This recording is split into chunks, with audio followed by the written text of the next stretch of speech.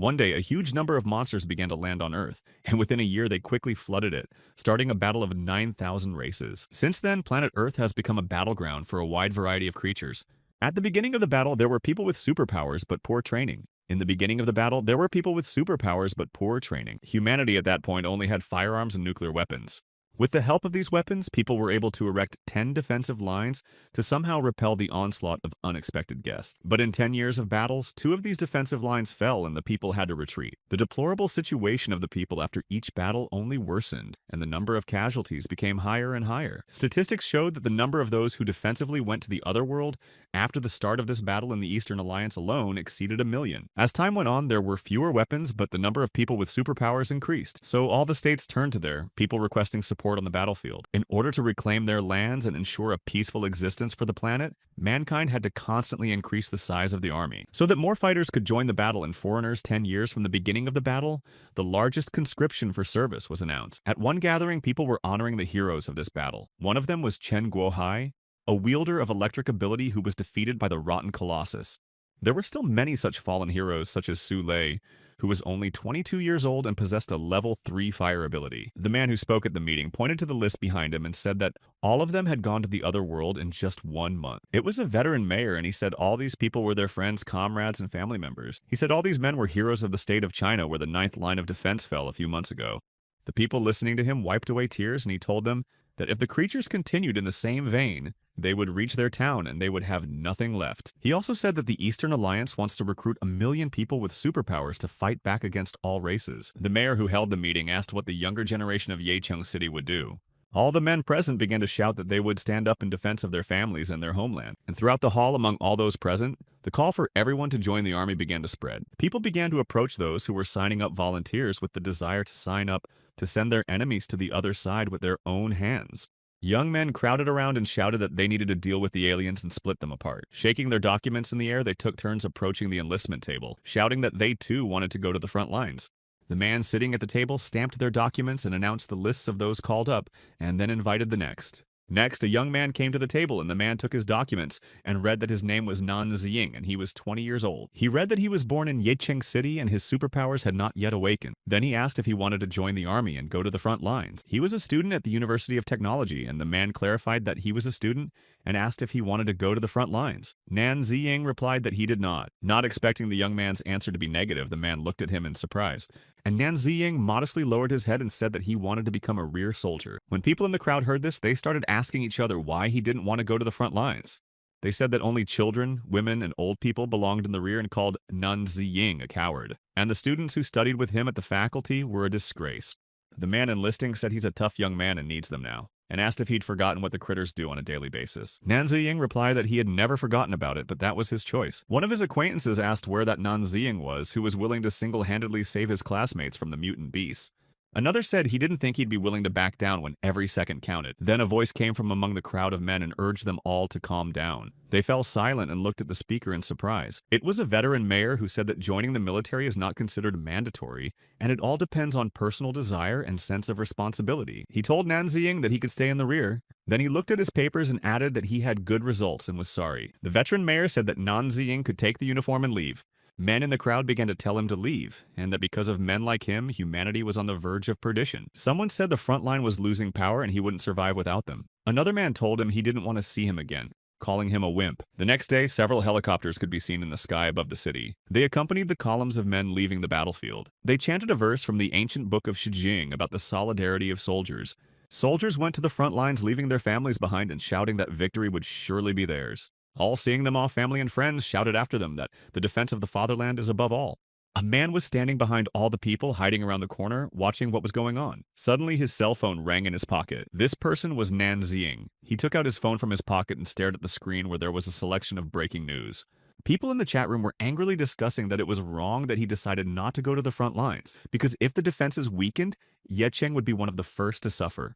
He read that they called him a coward, and heroes who go to the other side of the front lines don't deserve to be his countrymen. He thought they were right and the men on the front lines were heroes. But this battle is like a battle of moths rushing to the flames. Nan Ziying believed that people who were amassing a multi-million-dollar army had so far underestimated the power of extraterrestrial races. He recalled his past life in which he too joined the army early and went to the front lines. Being among the military commanders, Nan Ziying became an accomplished strategist. He has devoted his life to the study of 5 talents, and if you develop them to the right level and form an army around him, it is possible to turn the tide of battle. But something happened that Nan Ziying couldn't expect happened. Humanity fell before he could develop these talents. And then fighting the strongest creature among 1,000 races, he went to the other world. He couldn't believe it after all and wished he had been able to pump his talents a little sooner as it happened. Because if he did, he could protect all of humanity. Nan Ziying, sitting on the bench, remembered that he had been reborn. Perhaps it was his obsession that was to blame. Or perhaps it was his destiny. His talent tree was reborn with him intact. These were talents such as taming elemental beasts, Asura formations, and undead. Swiping these talents required a large amount of source stones and time. But when he reaches the maximum level, even if all 10 lines of defense fall and he is left alone, he will be able to resist all the creatures. He realized that if he went out into the battlefield now, he wouldn't be able to kill the right number of aliens. He would only be risking his life for nothing. In order to get as many source stones as possible, he decided to go to a testing ground where there are many aliens to pump talents. And after a short while, Nan Ziying was already near the Yicheng city-based testing ground to quickly obtain more source stones. People on the range unloading the car discussed that they did not think that this range, once created for training, could still be useful to them. Rolling up large containers for unloading bags, they reasoned that there were no children here anymore, and no one comes here to train. This is where they disposed of the creatures to turn them into rations for the fighters, and they thought they were making a big contribution to the country. The women discussed the importance of helping those on the front lines, but those mutated critters in their sacks were so tough they could hardly be cut up. A girl named Xiao Liu, holding a crutch in her hand, was very sorry that she couldn't help them. Nan Ziying came up to them and said hello, saying that he had come to the testing ground. The people present turned around and looked at him in surprise. He suggested they could use the extra hands and offered his help. Xiao Liu was very happy to see him and said that he had come very conveniently. She offered to go and change his clothes first. Nan Ziying thanked her for that. The women left behind looking after them began to argue why a young man should come to the firing range at such a time. And then the woman called Auntie Wang remembered who he was. She took out her phone and showed the other woman the phone with the news saying it was Nan Ziying who refused to go to the front lines. She looked agreed that it was him, but it was unclear why he refused to go to the front line and suddenly came to the range. Auntie Wang replied that perhaps he had awakened his conscience and started to move. The woman said she was still short-handed and needed all the help she could get. When Nan Ziying changed his clothes, Xiao Liu gave him a weapon and told him that it was used to deal with mutant beasts and he should be careful. Nan Ziying, looking at the weapon, said that he understood everything and thanked Xiao Liu. He then headed for the exit, readying this weapon for the job. Watching him walk away, Xiao Liu thought that they would finally make at least a little bit of progress. Blushing, she thought he was a little wordy but very handsome. Auntie Wang told her to stop worrying because it was the same Nan Ziying who refused to go to the front lines. She was surprised to hear that, and while he was already crossing the threshold of the room he needed, the women reasoned that if he was a coward, why should he deal with mutants?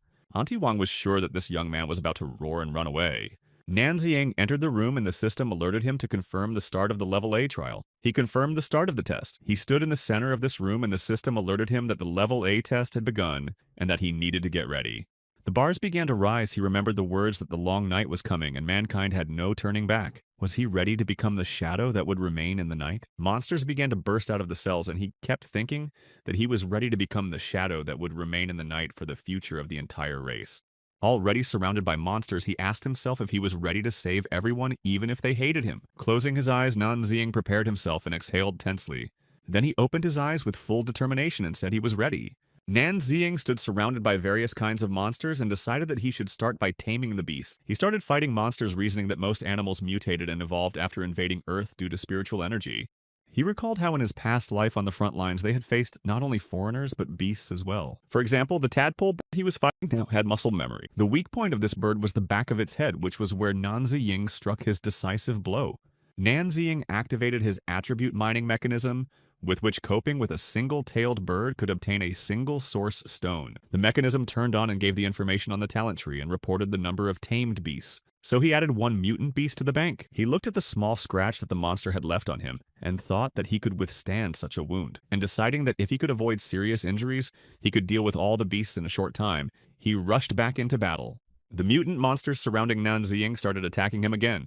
So far, he had successfully repelled the attacks of the headbirds with his weapons. They were attacking him from the air as well, and Nan Ziying decided that he should deal with the flying animals first. He quickly ran among them with a few swings of his weapon to deal with the monsters. The system gave out information on the talent tree. This time the tamed beasts were already 5. Nan Ziying stood among the mutant beasts he had defeated and thought that there was still an effect from his actions. And then he saw, among the other monsters, the strongest king of the warbler birds approaching him. He realized that given his current physical training that he would have to sweat with this monster. The attacks of the king of the warbler birds were so strong that they knocked the enemy off their feet. After another monster attack, Nan Ziying realized that it was time to act. He turned around and gave the king of the bird-headed men a powerful blow with his weapon. But when he saw that the monster was all right, he decided that it would be stronger than the one he had met in his previous life. He gathered all his strength again and prepared his weapons for battle and turned to face the monster. And deciding that I should try to hit him again, I attacked again. The 2 women were watching when the signal that dinner was about to begin sounded. Xiaoliu came up to them and asked why they weren't going to lunch. Auntie Wang replied that they didn't have time for lunch and wondered how long the show would last. Aunt Li thought that Nan Ziying would soon escape because their city was on the 5th line of defense, which was almost the same as the front line. Auntie Wang added that he was about to take advantage of the fuss and run away. And if he dares to do that, then they will capture him. Xiaoliu surprisingly said that he had chosen a level A trial, which was equivalent to an advanced trial in terms of difficulty. Just then, the women heard the system alert that contestant Nan Ziying had completed the first floor of the A-level trials. They were surprised that someone could complete the ordeal so quickly. Auntie Wang said that it was likely that he had realized that it was hard and just retreated. They were about to go there to pick him up, but on the way, Auntie Wang stumbled upon something. She fell to the floor, and when she raised her head, she was surprised to see that Nan Ziying was standing in front of them. His clothes were all tattered with scratches on his body, and the system reported that he had sent monsters to the other world 2,000 times. And this is a new record. The women asked what his appearance was and then realized that he had managed to pass the A-level test. Nan Ziying only replied to the women that he had passed this test and said that they could do whatever they needed to do with the lifeless bodies. He went away and Xiaoliu told the others that they could get down to business. The women opened the door of the room where Nan Ziying came out and saw a mountain of lifeless monster bodies and were amazed that there were so many of them. Meanwhile, Nan Ziying turned on the water in the shower and thought about the fact that he had pumped normally and he had received the information on the talent tree. After receiving the information that he was at the 2nd level, he decided that to reach the 3rd level of Beastamer, he needed to train above the 1st floor. A battle bulletin came in that the army was about to begin an offensive. He realized that many people with superpowers had already arrived at the front lines. He knew that in his past life they had gone to the other world almost immediately, and now the situation on the front lines would escalate and there would be more casualties. He closed the faucet thinking that in order to change anything he would have to compete with time itself. He decided that he should go to the 2nd floor right now. The women were doing their job and they were thinking that they didn't think this kid would pass the test, but they thought he would take a long time to recover. Auntie Li said that he had done his best because it was an A-level test that few people had been able to pass before. But Auntie Wang objected that to get everything at once was a useless endeavor, and everything should be approached gradually. She added that he suffered a lot of injuries and will be recovering for a few days, and then possibly become sidelined or not return to action at all. Xiaoliu, who was working with them, saw that Nan Ziying had returned. Auntie Li coughed and asked Auntie Wang to keep her voice down because he had come, but she only said indignantly, "So what?" She asked why he was hanging around here since he had already passed the 1st level. Nan Ziying replied that he wanted to continue the trial and pass the 2nd floor. He walked past the women and Auntie Wang turned around and looked after him, wondering if he was really going to the 2nd floor. She asked why he wanted to go to the 2nd floor with those injuries and who he wanted to prove something to. Xiaoliu told him that the beasts on the 2nd floor were even stronger and scarier and asked him to wait a bit while they looked for volunteers to help him. But he didn't listen to them and went on, but thanked them and said he was used to doing things alone. Auntie Wang shouted at him that if he could do it all alone, then why was he in the rear? And asked who he was showing off for. And Xiaoliu thought that it was strange because people like him were not afraid to go to the other world and did not hide from problem. Nan Ziying walked to another room and the system alerted that he had launched the 2nd floor of the A-level trial. Huge bull triggers began to approach him. He thought that the 2nd floor was very different from the 1st floor. The atmosphere here was even more tense. Having prepared his weapons for battle, he entered the fray with a large number of huge bull tigers. One of the monsters sprang towards him at great speed and managed to push him in the back with its horns. This blow was strong and Nan Ziying flew away for some distance and fell to the floor. After this powerful blow and fall, he was barely able to get to his feet, and he thought that he had no physical advantage over these mutants, and his injuries only made it worse. In that case, a direct attack wouldn't work, and the ferocious bull tigers looked at their opponent letting steam out of their nostrils. Seeing that they were not attacking but waiting, Nan Ziying realized that these things were provoking him. But he said he wasn't the type to attack without proper preparation, and his body was enveloped in red flames. Seeing this, several monsters rushed to attack the enemy, but Nan Ziying managed to dodge and prepared for an attack from behind the monsters. He jumped on one of the bull tigers and plunged his weapon into its back, defeating the monster. The other monsters seeing this stopped their attack looking at their opponent. Nanzing realizing that second-level mutant beast could be tamed, then he must do so to finish the floor and applied his superpowers. He decided to try out one of the 5 talents of beast taming on them. He ordered this ability to awaken and all the monsters were enveloped in red flames they couldn't move. An energy circle formed around Nanzing and the monsters from the pressure emanating from him fell to the floor with a clatter. He looked at the monsters lying on the floor who couldn't even move and thought that this should calm them down. And so after finishing this level, he decided that it was time for him to pump up and in one move finish the 3rd level. 3 days later, the monster bodies were still being worked on at the Yecheng City test site. It was hard and the women asked for help. While Auntie Lee asked the men to take the numerous bodies out somewhere, Nanziying tiredly sat near the wall with his head down and thought. In 3 days, he had killed over 10,000 beasts and was much more productive than when he was in the rear. And he can go into the wasteland now. Basically, even a person with the 5th level of beast taming could go there alone, and he had already reached the 6th level. Now, due to the threat of people with superpowers and firearms, the beasts were already ready to storm Yecheng City, and taming these beasts was a key part of Nanziying's plan to fight all creatures. A man approached him and asked if they would have to work overtime again today since they still had to get things ready for the front lines.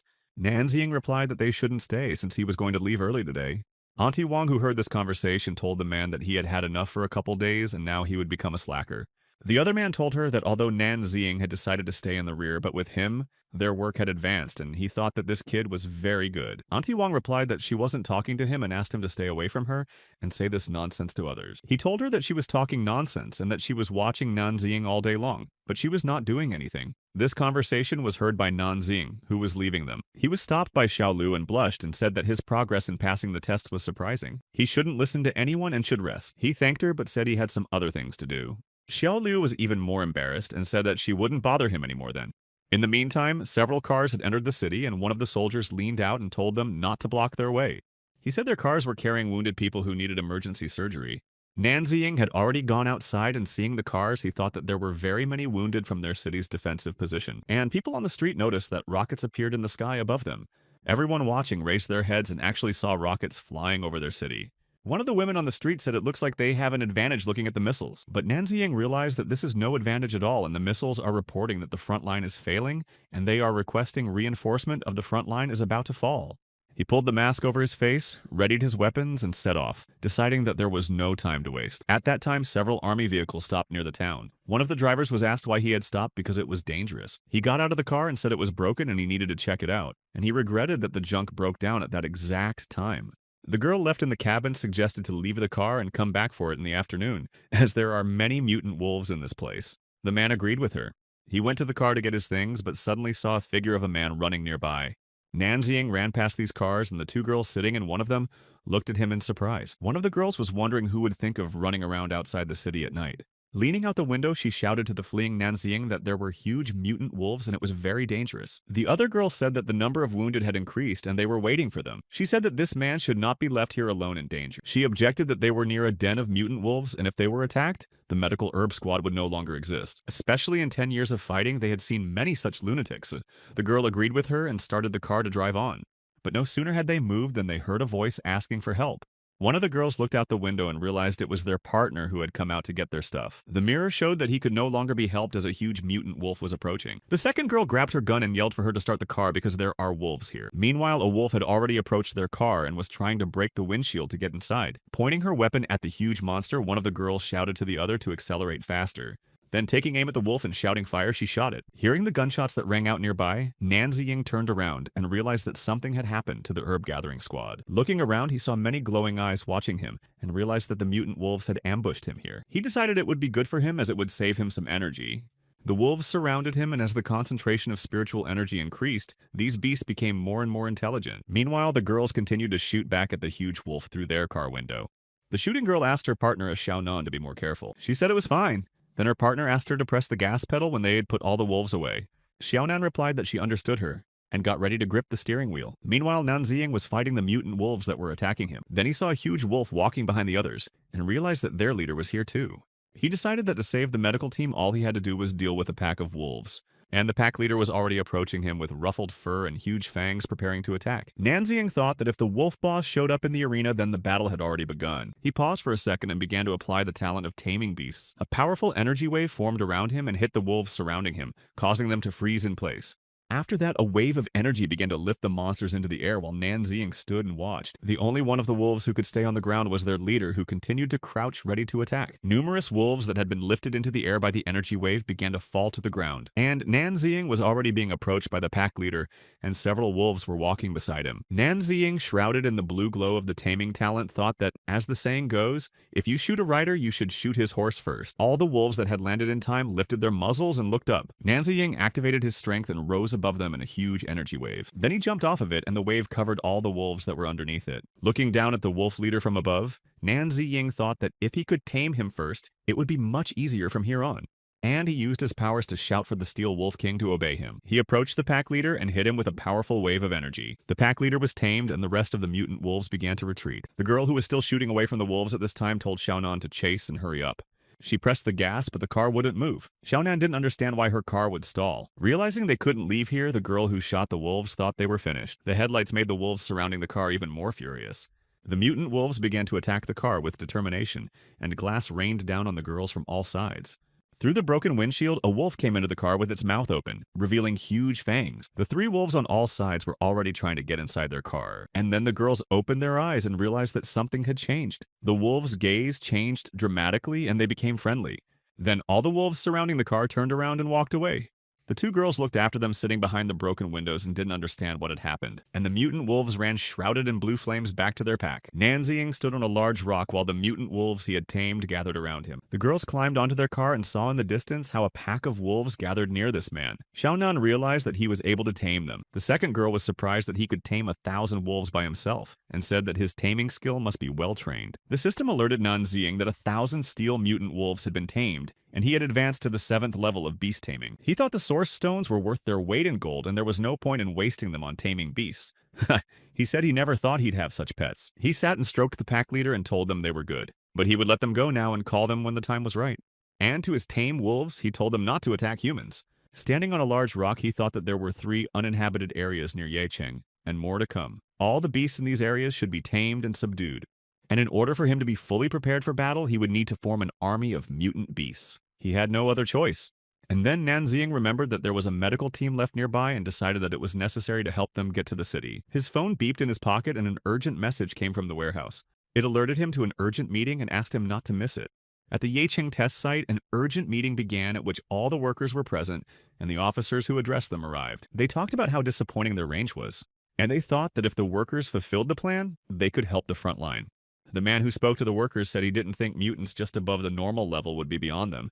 The mayor replied that this was the first time they were dealing with level 4 mutant beasts and they needed more time to understand what they were. The officer looked at him in surprise and asked again if they needed time. And then he got angry and asked if they knew what time it was. He added that there was a shortage of food on the front lines. He said that there weren't many mutant beasts left in the rear, and if they wanted to help the soldiers, they needed to deal with the higher level creatures. The veteran mayor responded that he understood him and said they would send more people from their city to address these issues. He replied that it was probably no longer necessary since he had seen no one useful. He asked that perhaps they themselves wanted to delay deliveries and destroy the city. He was told that these level 4 mutant beasts were beyond the capabilities of Yecheng City. The officer said that those who are slowing down the whole process are the main cowards of the city, and added that nobody in this town can be relied on. Auntie Wong said she'd had enough and that if he was an officer, he was wrong to think he could do anything. She added that her husband and 3 sons had fallen on the front line. She said they worked days on end to keep up with the delivery schedule, and how dare he devalue their efforts and insult them. The officer said that she was a bizarre woman, and one of the soldiers had already rushed to her, saying that she disrespected their commander. She frightenedly asked what he was up to. The soldier, already preparing to strike Auntie Wong, clenched his fist, which lit up with red flames. But he did not have time to do so, as Nan Ziying, who had suddenly appeared, was the first to punch him in the jaw. The soldier started to fall, his glasses even came off from the impact. His commander looked at him in surprise. Nan Ziying, who appeared just in time, turned to the officer and said that during conflicts, one should not swing one's fists. The workers were very happy that their comrade Nan Ziying had returned. And the veteran mayor thought that Nan Ziying might have forgotten here. And since he was able to take down a level 5 gifted person, he must have already awakened his power. The officer and Nan Ziying stood looking at each other. Finally, the officer asked who he was, and then pointing his weapon at him said that this was willfulness and he was wrong to rebel. Nan Ziying looked at him and was silent. He remembered this person. In his past life, he became a trader who made a fortune fighting and was eventually wanted by the world and sent to the other world. His name was Lin Yukai. He resold various army goods that were supplied from the rear to the front line and thus caused great losses to the country. He realized that he was watching the speed of work and wanted Ye Cheng to defeat more mutant beasts ostensibly for the front lines, but really to resell. We had to deal with him, but first we had to suck him dry of all the resources he had stashed away. But he was told no one was thinking of rebelling. He said none of these workers could be called irresponsible. The others supported him and said how dare he point guns at them, because they were helping as best they could but didn't know how else to prove it. The officer didn't expect this outcome. He thought they were all weak here, but they had a lot of willpower. And then he took another look at Nanxing and thought that he looked too familiar. Then he remembered it was the same Nanxing from the news, the coward who ran to the rear, and said he dare not raise his hand on his soldiers. His soldier, recovering from the blow, suggested to his commander that he should be sent to the other side. The veteran mayor asked him to calm down, but the soldier said his level 5 gifted man was being groped and couldn't get away with it. Nanxing calmly said that if they wanted to send him to the other world, they could do so. Xiao Liu and Auntie Wang heard these words and looked at him in surprise. He told the soldier he didn't care, but they should know that he had defeated tens of thousands of beasts here, and if he was gone, this place would bring no progress. Hearing his words, the veteran mayor was surprised to find that he was the one who had become the butcher of Ye Cheng, and Nanxing continued that mutant beasts could now inhabit people's souls, and no one in the testing grounds would be able to solve this problem. Lin Yukai thought that whether the deserter knew the mutant beasts so well since he had dealt with almost an entire army, and decided that judging by the reaction of those around him, he wasn't lying and he'd have to deal with it. In the end, the officer decided that if this guy was making such a claim, it would be good for him. He said that he would send 5,000 level 4 mutant beasts to the training ground, and if Nanxing could deal with them in a week, he wouldn't touch him. And he added that if he failed, his debt would become the debt of everyone here, and he said that everyone was free to go. The people present surrounded him and said they would definitely help him, but he told them not to worry and that he would manage on his own, as it would be hard for them to fight. Level 4 mutants had high defenses and could interfere with human minds. The attributes from them could be sold for a large sum. He understood that Lin Yutai still wanted to profit even now, but thanks to him, he would be able to pump up the Asura talent tree. First, he decided to get rid of all the mutant beasts, then improve his talents, and wipe out scum like Lin Yutai. The next day, 5,000 mutant beasts from the commander were delivered to the Ye Cheng City's training ground. The landfill staff had to check everything and sign off on the receipt of the shipment. The officer read out the order that Nanxing, a soldier of the logistics division of Ye Cheng City, must get rid of the 4th level mutant beasts. 1 week was given to complete this task, and Nanxing was under the command of Officer Lin Yukai according to the rules. He said that Nanxing was suspected of disobeying orders, inciting workers to riot and assaulting a senior officer. And if he disobeys the order, he will be sentenced to the ultimate punishment for disobedience, which is to be sent to the grave. The employees, hearing the officer's words, were very surprised and frightened by them. He asked if they had not agreed to those terms yesterday, or if they had already had time to change their minds. The officer said that in a week's time he would send Nanxing to the other world with his own hand, and the officer added lastly that he thought he'd enjoy it. Nanxing turned to him and said that there was too much chatter to convey a single order. The officer replied that he could talk before he went to the other side and said he could get to work and they could stay here. He prepared to carry out the order, and Xiaolu said that these beasts were different from low-level beasts, and they would have to use smoke with chloroform. Another worker said they have a limited supply of these anesthetics and don't know if they'll have enough for the attack, so he asked him to be careful. They left, and the officers discussed that these mutant beasts could attack a man's soul, and how he was so confident or had trump cards. The senior officer said he had already tried to exert influence with his psychic powers, but he didn't respond. They have to wait for Nanxing to lose. But perhaps he will come out of there already mad and will not realize that soon he will go to the other world. He thought their boss was stingy because he didn't think he deserved everything he got, and hoping for a deserter is a waste of time. A purple glow appeared around him, and he said that when he sent Nanxing to the other world, everything here would go to him. He told the subordinate that his superior had sent him to monitor the situation and then report back to him. He replied that he would report everything that happened here. Meanwhile, Nanxing was in the midst of the monsters and thought that there was a reason why they were categorized as level 4, because he felt that they were pressing him mentally. At one point, a huge skull appeared in front of him, and he thought it was not bad. It turns out they can cause very vivid illusions. Just then, that skull turned into a huge monster that started attacking Nanxing. He dodged it, but another monster appeared ready to attack, but he managed to hit it with his weapon. Fighting the monster, he repeated to himself not to forget that it was only an illusion. After defeating one of the monsters, he said that the sooner they stopped messing with his mind, the sooner they would become targets for him, and that it would need evil energy to pump up the talent tree, so they better show all they can do. Something stirred behind him, and he turned around, thinking it was better. Behind him was a monster suggesting to him that he was too tense and needed to let things go. He said that people should learn to relax and take things easy. Nanxing thought about these words.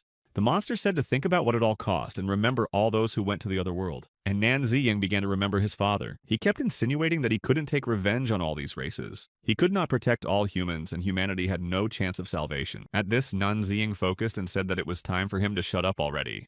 Having activated the power of talent, he said that he would avenge everyone at any cost, and the fate of people depends only on themselves. But the voice kept talking about how he could deal with all this bad energy, and if he didn't want to become possessed, he had to surrender. Nan Ziying said that once he activated the Asura talent, his physical and mental strength would begin to increase exponentially, and all that energy would only help him pump up. He told the monster to humble himself and become his power, and then called the Asura's talent to awaken. The tree's energy activated and the Asura's talent began to awaken within him. At this time, Lin Yukai was discussing on the phone that the other party was asking for goods. The girl poured him wine and told him to rest because he was working hard. And he thought about the fact that the demand for goods was increasing, so he needed to make money out of it while he could, or the mutant beasts would be wasted. He also thought his subordinates had too big an appetite, and he was also wary of undercover investigations. He thought he'd had enough of all this and finished the wine from his glass. Lin Yutai kept thinking about where to find a place where he could safely work with high-level mutants, and then his phone rang. He picked up the phone and was told it was about the test site to which he had assigned a mission. Before he finished, he said that this bunch of losers couldn't do anything properly. He asked if their chief Nan Ziying had gone to the afterlife. He was told that it had only been 4 days and they were already almost done with the mutants that exceeded the capabilities of Yecheng City. He was very surprised by this, and the tube once again confirmed that the mission was completely completed, and all the level 4 mutant beasts had been sent to the other world by one person, Nan Ziying. Lin Yukai asked how that guy Nan Ziying was doing, and if he was still there. He was told that he looked tired, but it was nothing serious and he was conscious. He ordered the soldier to keep an eye on him, and if he did anything strange, do whatever was necessary. The officer at the time thought the little one had really done well. The officer thought about how this guy didn't have spiritual-type superpowers and didn't understand how he did all this. And Nan Ziying watched the system alert and thought that he had become stronger both physically and spiritually. He had already learned the first skill of the Asura talent. While he was resting, he thought about the fact that being able to penetrate deep into the wasteland and fight high-level mutants there would obviously speed up the whole process. Auntie Wang said that little Nan had raised their reputation, or else Yecheng would still be looked down upon by some people. She said they couldn't handle it on their own, so they were using them and being very arrogant about it. The officer who heard all this was getting angry.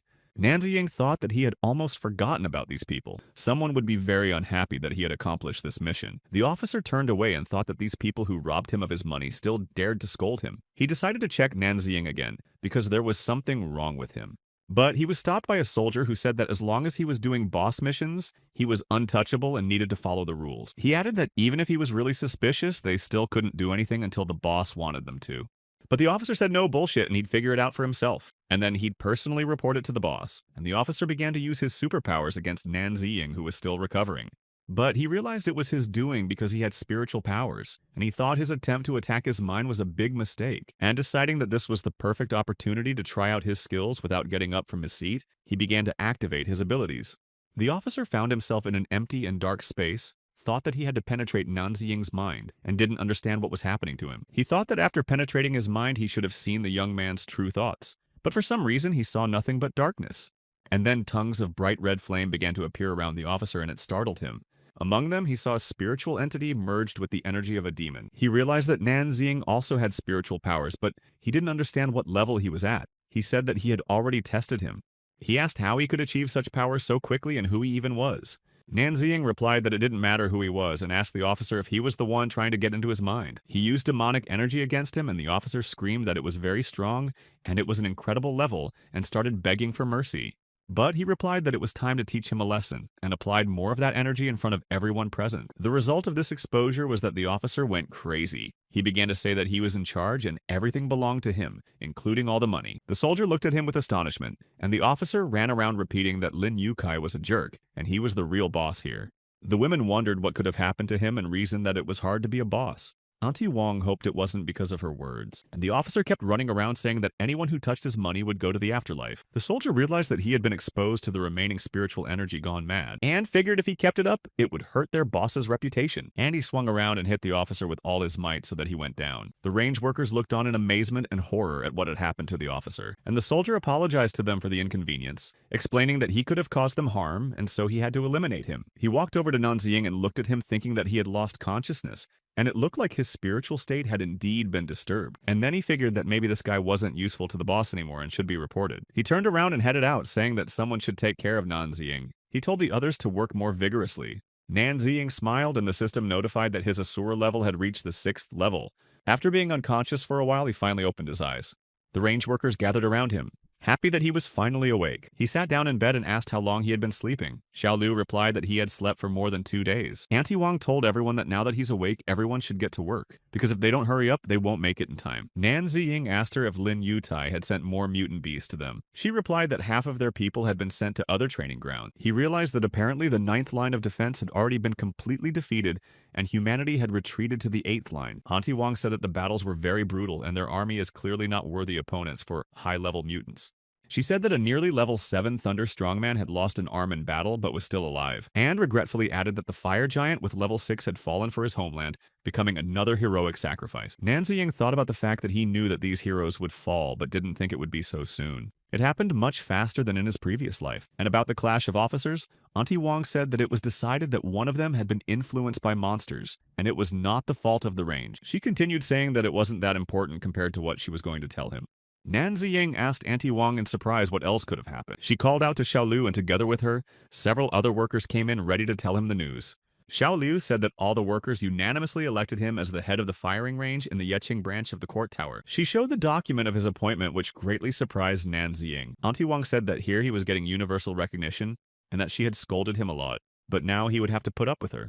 And she added that he was no longer Little Nan, but Boss Nan. And one of the workers called him Boss and suggested that they work well together. Xiao Lu told him that the leadership tasks had become more difficult. There are fewer workers at their firing range, but they have to produce more ammunition than before.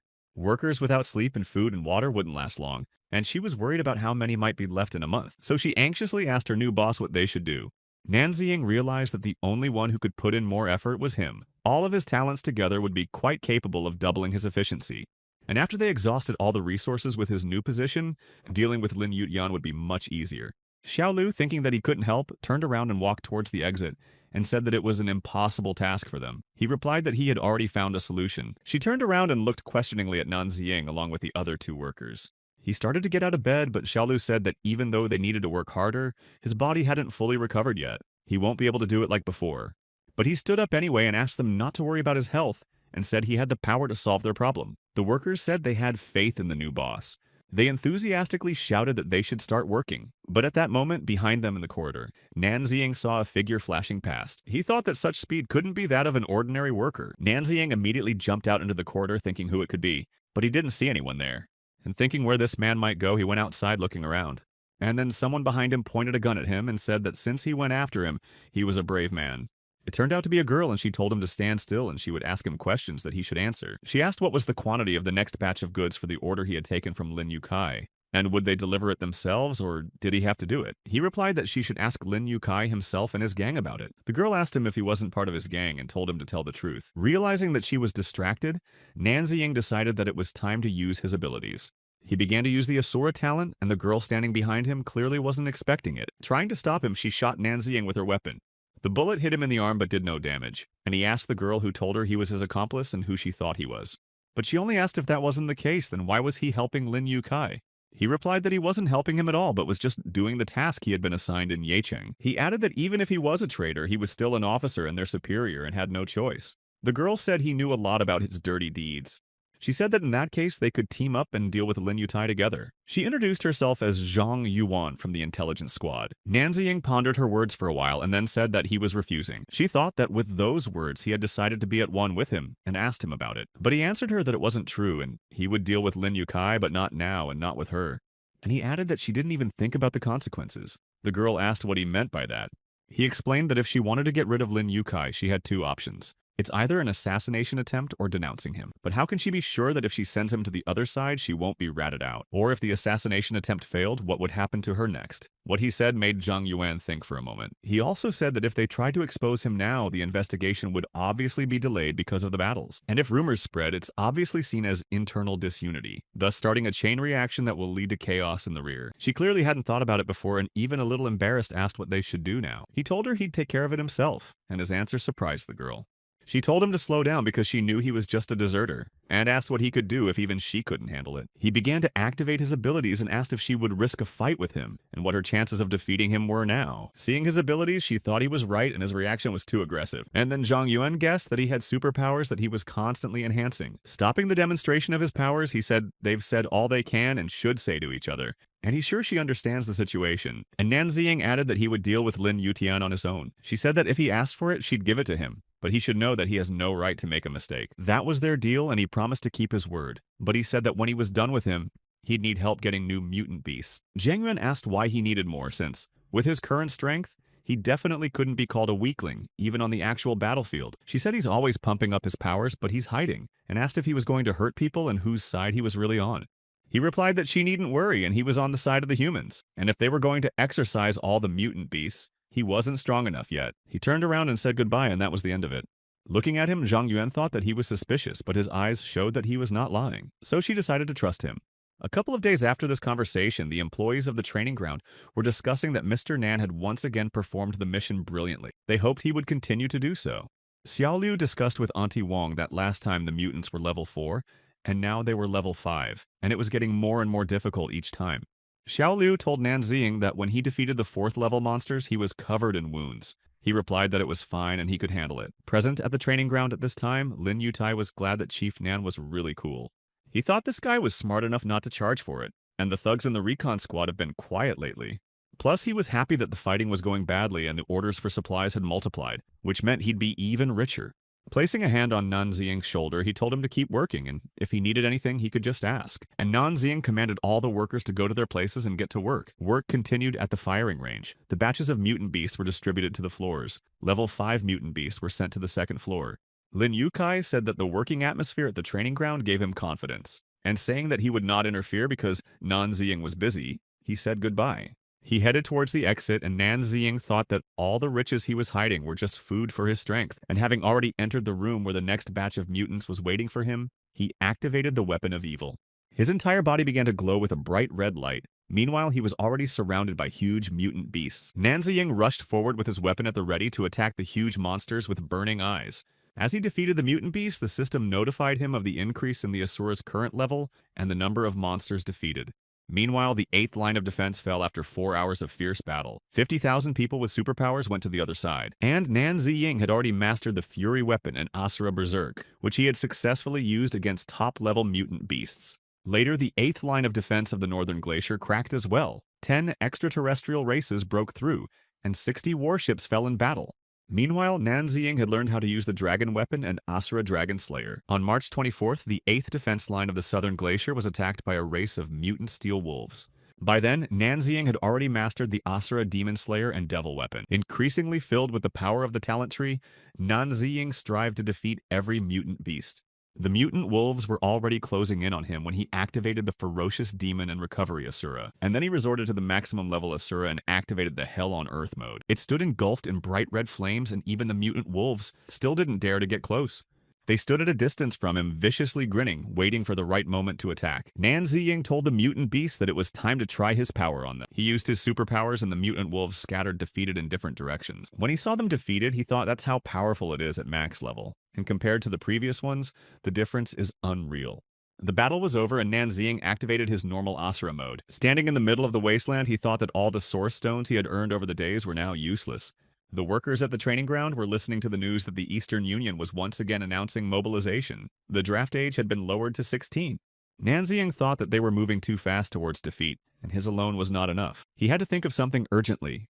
Auntie Wong was surprised that he finished so quickly. Lin Yukai came up to them and said that his efficiency was as good as ever. He told him he was very pleased, and asked him what he wanted as a reward, such as a new position. Nan Ziying looked at him and said that he wanted his position. Lin Yukai was surprised and asked what he meant. He replied that he wanted to say that it was in Lin Yukai's power to help him chase away the steel wolves from the Southern Glacier, and that he wanted to defeat them faster. The officer liked Mr. Nan's fervor and said it was bold and fierce, and he loved it. Then Nanxing bowed to him and thanked him, which surprised Lin Yukyu very much. And he thought one wrong move on his part, and he'd send him to the afterlife. After all, as long as people are defeated on the front lines, people like Lin Yutai are sitting in the rear and don't deserve to live. Later, while on the southern glacier, he thought that with the awakening of the superpowers of humans, the process of all races to eliminate them would soon be set in motion. He realized he had to be more careful now. He ordered the mutant wolves he had tamed to bring their kin to him.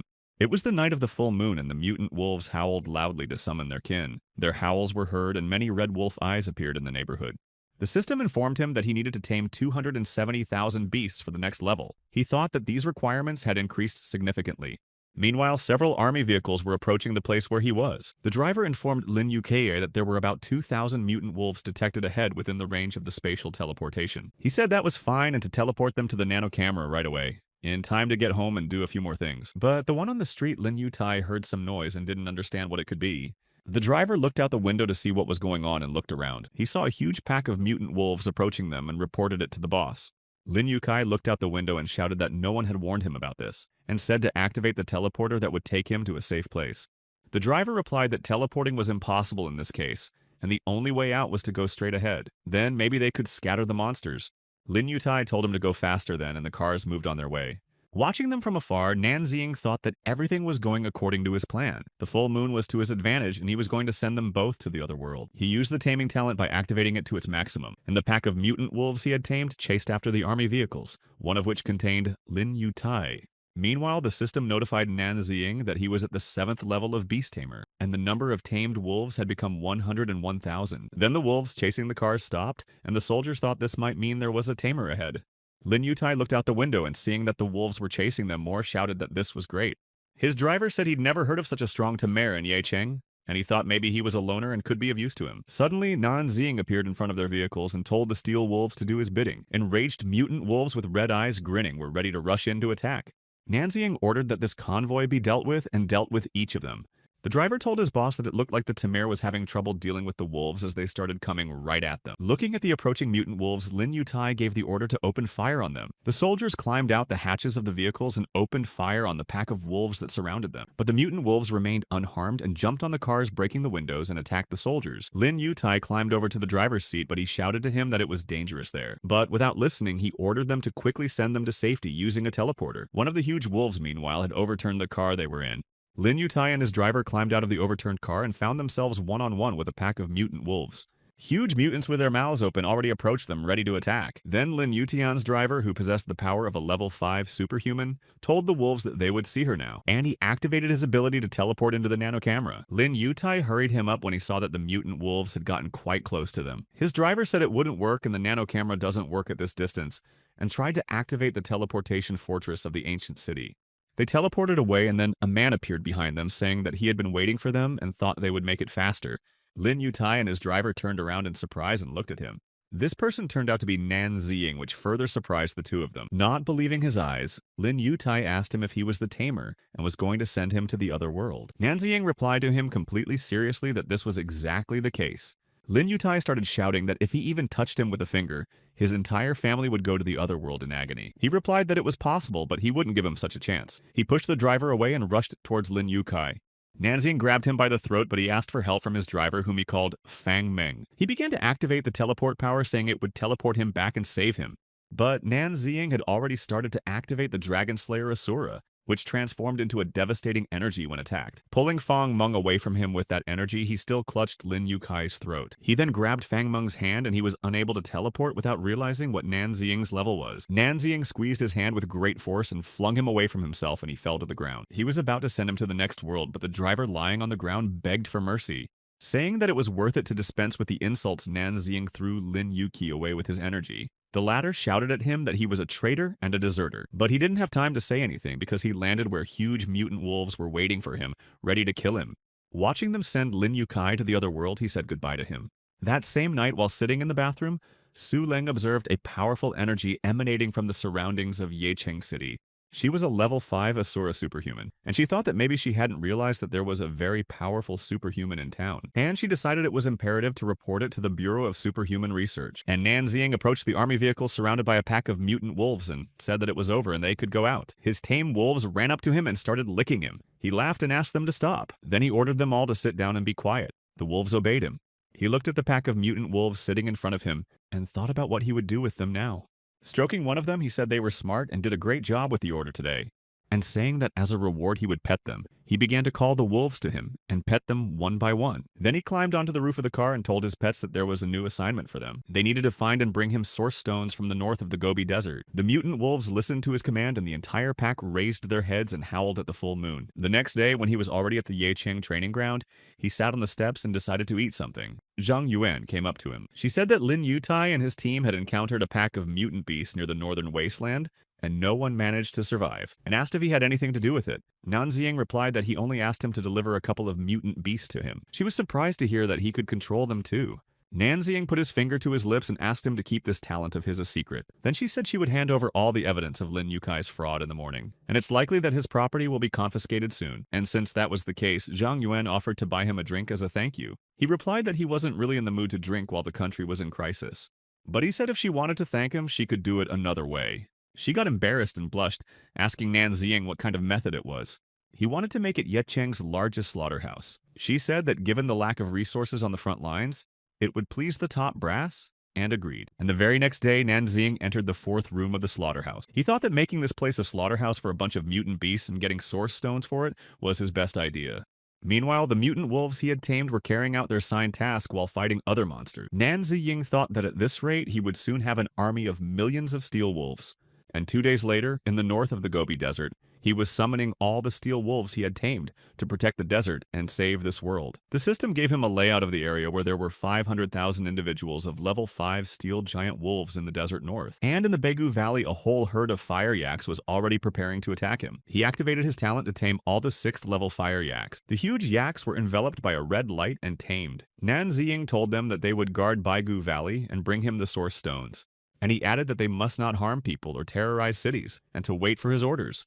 Later, while in the canyon gorge, he thought that the remaining million source stones would be enough for another batch of mutants from the gorge. He was surrounded by numerous beasts with red glowing eyes, and he felt that their aura was noticeably different from wolves or yaks. And then a mutant ape approached him ready to attack, and Nanziying thought that it had a very strong aura and high speed. Preparing his weapon for battle, he activated the taming talent and struck the monkey. From that blow, she flew off to the side, and he thought, well, they are still at his mercy. Now the rest of the mutant monkeys were watching him and the beast lying beside him. But then Nanziying was distracted by some sound and he turned around to see what it was. It turned out that the mutant monkey he wanted to tame had risen and was now standing behind him. The monkey let out a loud scream as it opened its huge mouth in preparation for an attack, and he realized that the taming had failed. And after activating his superpowers, he decided they'd have to fight. He used Asura Berserk and pushed the huge ape away with his foot. This blow was very powerful, and the opponent flew away from Nanziying and fell down so that rocks flew up. And he used a level 8 Beast Tamer talent, activating it at full power. But there was a loud roar and other mutant monkeys were rushing toward him, and he realized that the roar was the reason the taming was failing. Leaving the scene of the battle, he realized that trying to kill so many monsters is useless, and he had to deal with their main boss first. And the mutant apes who remained below saw him heading toward the cliff where their leader's roar was coming from. Grabbing Aliana, Nanziying was leaving one monkey and saw another monkey on his way. He flew past her on a vine, and the monkey that was chasing him crashed into his kin, and Nanziying thought they weren't very clever. The monkey tried to grab him by enveloping him with the vines, and he admitted it was a cool maneuver. But saying that they clearly underestimate their new master damaged the liana and walked away from the two mutant monkeys. At last he was near the cave where the roar was coming from.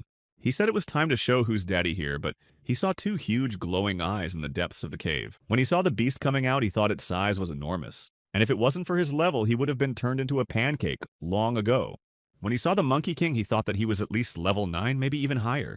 The huge Monkey King started to attack, and Nanziying, repelling the attack, noticed that he was very fast. The mutant monkey had already opened his huge, toothy mouth, but his opponent said that he was wrong to think he was a match for him.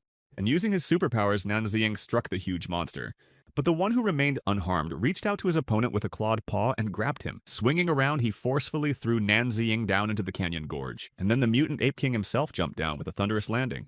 Rising from the ground surrounded by monsters, Nanziying decided that there was nothing more to be trifled with and activated the Asura in Hell on Earth mode. Throwing off the cloak that was in his way, he turned his talent to maximum power. Meanwhile, on the roof of a superpower and paranormal research agency, two girls were observing through a telescope. One of them asked her older sister if she was sure she was imagining things. If she didn't get enough sleep, she wouldn't be able to grow up. Tearing herself away from the telescope, Su Ling said that this was a very strong energy and there could be no mistake. And from above, they were ordered to keep an eye on Ye Cheng for a couple of days. And then she got mad and said they were the same age and why was she the oldest? And added that if she's short, she doesn't have to build a baby. The second girl snickered and said she should see her two Everests and let her be thankful she didn't call her auntie. But then Su Ling turned her attention back to the telescope and told her to get ready to watch the southwest of Yecheng Canyon Gorge. The other girl, whose name was Zhao Ke, possessed a level 5 Asura's psychic perception and began to activate it. She saw Nanziying activating the Hell on Earth mode and started fighting the mutant Ape King. He hit the huge monster with such force that it fell to the ground, and Nanziying, realizing that he was able to defeat him, began to laugh evilly. Seeing all this with psychic abilities weakened and staggered, almost falling, Su Lan, frightened, asked her to wake up and then asked what she saw. She replied that what she saw was a demonic Asura, and it was very scary. Meanwhile, Nanziying stopped to ask the mutant Ape King what he apparently didn't like about his actions. And he went on to tell him to get up and fight, but warned him that there would be no mercy. Seeing that the monster could not get up, he told him to get up once again, because it is better to go to the grave in battle than so shamefully. And then he offered a mutant ape to come to his side and fight alongside him against the other races. The monster seemed to ponder for a moment and then extended a paw clenched into a fist to Nanziying. Saying he was an obedient boy, he slammed his fist into the mutant's paw, and so they agreed.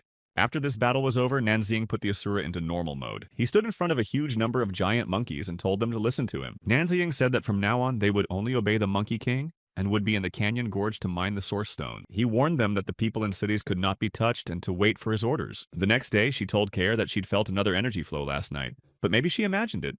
She answered her that unfortunately she could only use her ability once every 24 hours and only for 3 seconds. Su Ling replied that she just meant that it was just her thoughts. She wondered if the two energies could come from the same person. Care said they've been following the Eastern Alliance for years, and the top 10 in the Esper family ranking system remain a mystery and no one knows their names.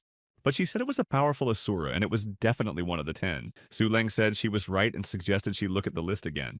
The next day, the news broke that a mysterious man in a black cloak had appeared in the canyon gorge and he managed to take the 10th place in the ranking. Nanziying returned to the range where Xiao Lu handed him a handkerchief and told him to wipe his face, and reminded him that his phone was already ringing off the hook.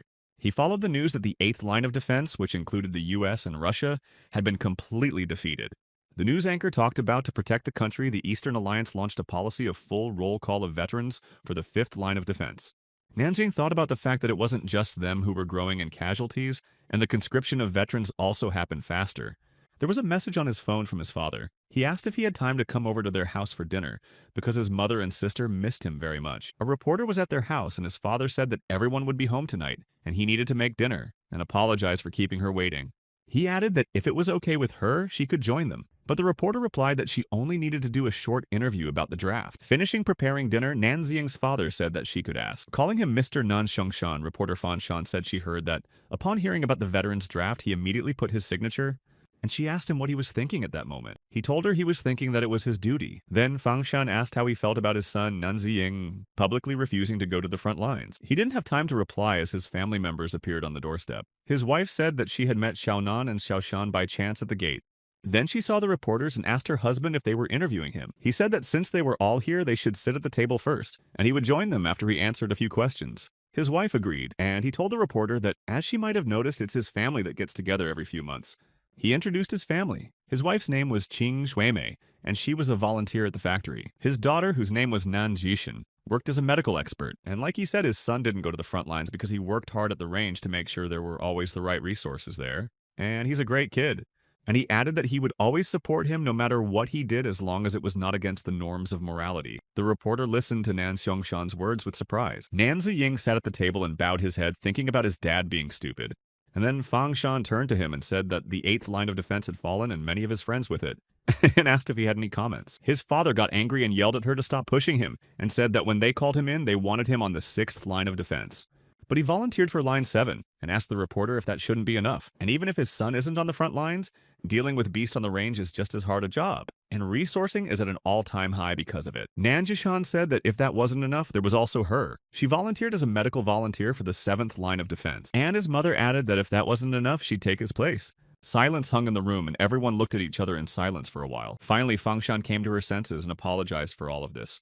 and said that they had better leave. But then Nan Ziying slapped the table and told his father that he would go to the front lines with them. He got up from the table and headed for the exit. His mother asked him where he was going since it was already evening. Nan Ziying replied that he had business at the firing range. Qing Xuemei asked if it was serious and suggested that he eat first and then go. But my father said he could go because it was his business, and added that at least they got to see each other. A little later, Nan Ziying was running through the wild coastal forest and thought that he still had time today.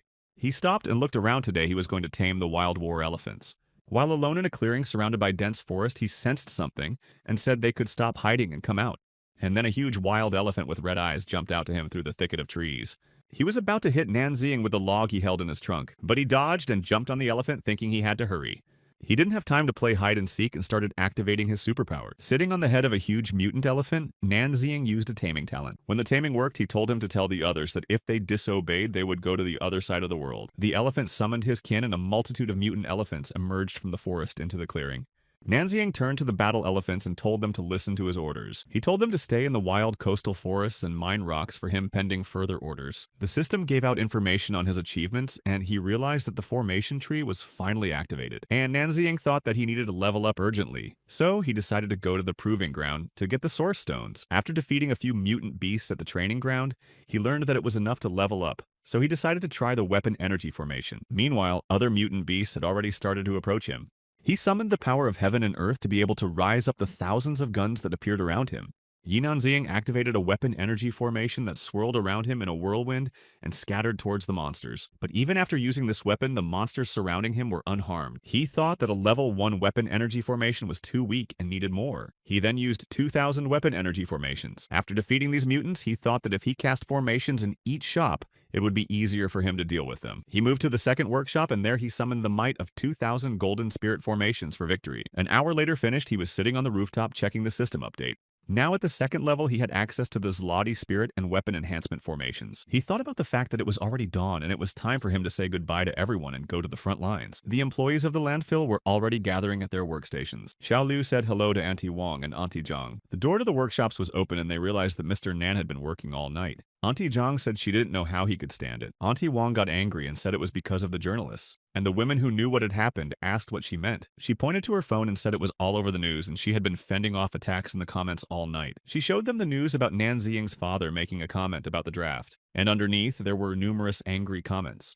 When the women saw this, they got angry, saying these assholes had gone too far.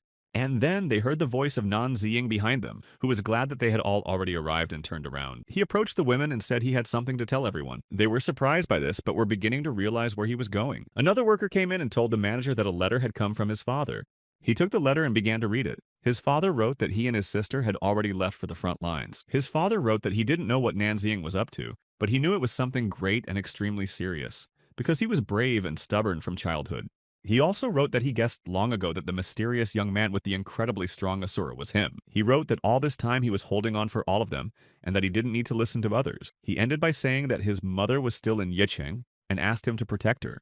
He finished the letter and the women started saying he was overstretching himself. And if the polygons don't deliver enough resources, everyone will fall. And Auntie Wang added that she would make sure none of these internet trolls dare open their mouths against their manager. He thanked them all and said it was okay, but he really had something to tell them. Nan Ziying said that if he was not mistaken, they announced a couple of days ago that there was a new 5th line of defense. Xiao Lu said that this is indeed the case and she is going there as the chief engineer.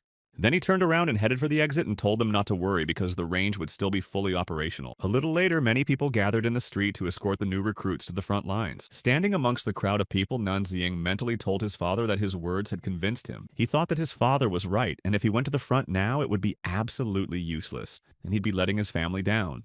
A new race of monsters ascended, unable to extract energy sources. He won't be able to get an upgrade there, and he won't be able to save humanity. Nan Ziying decided that the only way out was to focus on creating a 5th line of defense that would become the last battlefield of humans and monsters. And he mentally told his father that he could take it easy and he wouldn't let him down. 3 days later, the construction of the 5th defense line had already begun, and Engineer Li was telling Chief Engineer Nan Ziying that he was the best of the best. He recognized that the energized outer wall he designed, connecting 20 cities, was a defense that could not be rammed through. Nan Ziying said it was all thanks to Engineer Li and his team, but this wall is just a barrier that can't keep the monsters out for long. Later, standing on the wasteland between Yicheng and the 5th line, he thought that the real strength was the formations that required a huge amount of source stones. And thinking that this was the perfect place to cast the formation, he summoned the powers of heaven and earth and the energy of the sun. He summoned 50,000 fire formations, creating 1 kilometer of reinforcement, and then addressed the forces of creation and destruction with the merging of the light of the sun and the moon. He also summoned 50,000 weapon energy formations per kilometer of reinforcement, and then another 50,000 fire formations per kilometer. And so he continued to summon formations for a while, creating reinforcements with them. It ended up being reinforced with 10 kilometers of mind formations. He figured it would be enough to slow down the low-level ascended ones, and there was no point in casting third-level formations just to waste the source stones. He decided that at night he could mine 30 kilometers of the first defensive line. To do this, he would need 1,250,000 formations. The next day at the construction site, Engineer Lee came up to him and said that they were having problems. Nan Ziying asked him what was wrong. He showed him the phone the news was saying that the recently introduced plan for a 5th line of defense was proving useless, and people wanted to get the wall torn down. And Engineer Lee said that if that's what the public thinks, they're in bad shape. Nan Ziying told him not to worry and keep working. In the meantime, he would come up with a new defense plan, and he himself thought that the wall was a trap, and when the monsters passed through it, it would let their guard down, and they wouldn't notice the formations themselves. But he wondered what good it could do other than confuse the enemy, and then he got an idea for his talent tree. He took the tablet from Engineer Lee and started writing something, thinking that even if his talent tree hadn't lit up yet, he could think of a plan for the future. When he finished writing, he gave the clipboard to Engineer Lee and told him to build 2 ditches on either side of the wall. The front one would be filled with water, and the back one with oil. He planned when the Ascended attacked to bring electricity and water to the wall. Then they'd set the oil on fire as they climbed over the wall. Engineer Lee said with admiration that it was matchless, and decided to report the plan to the city right away. Leaving, Engineer Lee added that he thought they'd be absolutely thrilled. And Nan Ziying thought that when he activated the new talent tree, that's when the real battle would begin. In just a couple days, thanks to the tamed monsters, he had collected enough source stones and reached the 4th level. Looking over the surrounding area from the cliff, he thought about the fact that there were still 75 kilometers of defense left. That's 375,000 formations. And he was confident that the next level up would take a little while. Then he felt a strong, familiar aura behind him, and thought it was the Ascended ones. But he sensed a strong human Asura as well and thought the matter was crappy. Going to that place, he thought it was likely they had attacked one of the Espers. Meanwhile, the patriarch of the Chu clan saw disciple Singe and asked how he was able to come out of the hermitage ritual 2 years earlier than the supposed 12. Chu Xingqi said that he sensed someone's powerful energy from the northwest border. It had awakened his strength, and he had moved to a new level earlier. Chu Donghong was very surprised because the northwest border was almost always quiet, and Xinghe said it was very strange. So he decided to go to the mushroom farm and find out what it was. Chu Changhong said that it was inhabited by ascended men who were hunting espers and that it was dangerous. His disciple activated the flight skill and headed towards said that as long as there was a battle going on, this world was one big danger. And to himself, he thought that if he managed to get a couple of tips from such a strong esper, then this risk would not be in vain. An hour later, he was already observing the formations created by Nan Ziying and marveled that such a thing could be done by one person. He thought that the best esper masters were indeed hiding in the northwest, but something distracted him. Turning around, Shinhe saw a huge winged monster in the sky quickly approaching him. It was a monster ascended belonging to the Steel Assassin type, and it was already ready to attack. The monster didn't have time to attack as Shinhe managed to jump away from it some distance away. But when he turned around, he saw another ascended one and thought that they were justifiably called the highest race, because he had just entered the world and they had already smelled him. The second ascended monster was of the rotten giant type, and having discovered a level 10 Esper was about to send him to the other world. The Steel Assassin, while in the air, once again rushed to attack Xinghe. But he used his superpower in time and activated the territory control. And then he activated the energy of 1,000 guns and weapons, sprinkled on both monsters from all sides. After that, Shinhe activated his aura energy and blazing fire. He said that anyone who dared to harm him would go to the next world. Meanwhile, Nan Ziying, moving towards him, thought that defeat was getting closer, and his father was on the 7th line of defense. And what kind of espers could there be now? In his past life, the strongest espers remained anonymous for a long time, and their appearance made humanity perk up. But it still lost. Thinking that though this world needed his knowledge, it needed the rest of the espers he should not let fall. Before their time, he ran faster. Meanwhile, Shinhe was trying to hold his defenses against the 2 ascended monsters. He managed it with great difficulty and realized that fighting 2 ascended ones at once was too much for him. After another blow from the rotten giant, he flew far to the side and was senseless. When he came to his senses, he wondered if this was his end, but if it was, he figured he'd take at least one of them with him. But then Nan Ziying whirled past him and grabbed him and carried him to the side. He set him down by a large tree and looked around to see if any mutant beasts were chasing them. After coming to his senses, Xinghe asked if he was the same esper he had smelled. But instead of answering, Nan Ziying asked if he was alright and could fight. Standing up, he said that with his help, he would continue the fight. Nan Ziying said that he would take on the Steel Assassin, and he needed to distract the Rotten Giant. Shingi called him master and said that he understood him, and they scattered in different directions. Nan Ziying rushed to attack the Steel Assassin. He told the Steel Assassin that they hadn't seen each other in a while and he was going to try out a new formation on him. And he activated a third-level formation of evil spikes. But the spikes that appeared only broke against the Steel Assassin without harming him. Seeing this, Nan Ziying thought that, as expected, a single third-level formation would not be enough for him. And with his hand on the ground, he activated 50,000 third-level evil spike formations and 50,000 ice formations. Huge spikes and ice blocks began to grow out of the ground around the Steel Assassin, and he found himself trapped among them. Seeing them from afar, Shinhee thought that these formations were much stronger than the ones he had seen before in the wasteland. He thought about this power growth hidden in the northwestern wasteland. No one knows his name, and his fighting style doesn't fit any of the clans. As he got closer and saw the Steel Assassin in the ice block, he was surprised to realize that Nan Ziying had managed to freeze him. Just then, the Rotten Giant appeared behind him, and Nan Ziying noticed him and shouted for Shinge to be more careful. The mutant beast had already opened its huge maw and bared its large yellow fangs. At this moment, Nan Ziying activated his Asura Berserk talent. Hearing this, Shinhee thought that if this was the mysterious Esper from the top 10, and as he felled the monster, he thought that with that kind of power, maybe he shouldn't send it to the grave so quickly and give the young Esper a chance to practice. This guy had incredible power, but he hadn't reached his potential yet, and he wanted to push him, for example, by using a reinforcement formation on the man. Nan Ziying told Shinge to stay put and touched his head. The young man asked what he was going to do, and he used a 10-fold amplification formation on it by activating it. Shinge leaned to the ground holding his head. The system informed Nan Ziying that the human body could only withstand 10 times the magnification. It was just as he thought that the limit could not be exceeded, but he thought that for him a 10-fold increase would be enough. The huge Rotten Giant was getting closer and closer to them, and Shinge still couldn't get up. Nan Ziying thought it was risky to send him into a fight in such a state, but he had no other choice. And then a glow appeared above his head and he didn't realize where it came from. It turned out to be Shinge, who was able to rise up and, through amplification, activated the energy of 1,000 weapons. He used this energy against the Rotten Giant, who now couldn't even move. But at this moment, the Steel Assassin was able to break free from the ice captivity and rushed into battle. Seeing that the opponent had broken free, Nan Ziying used a level 4 lightning energy.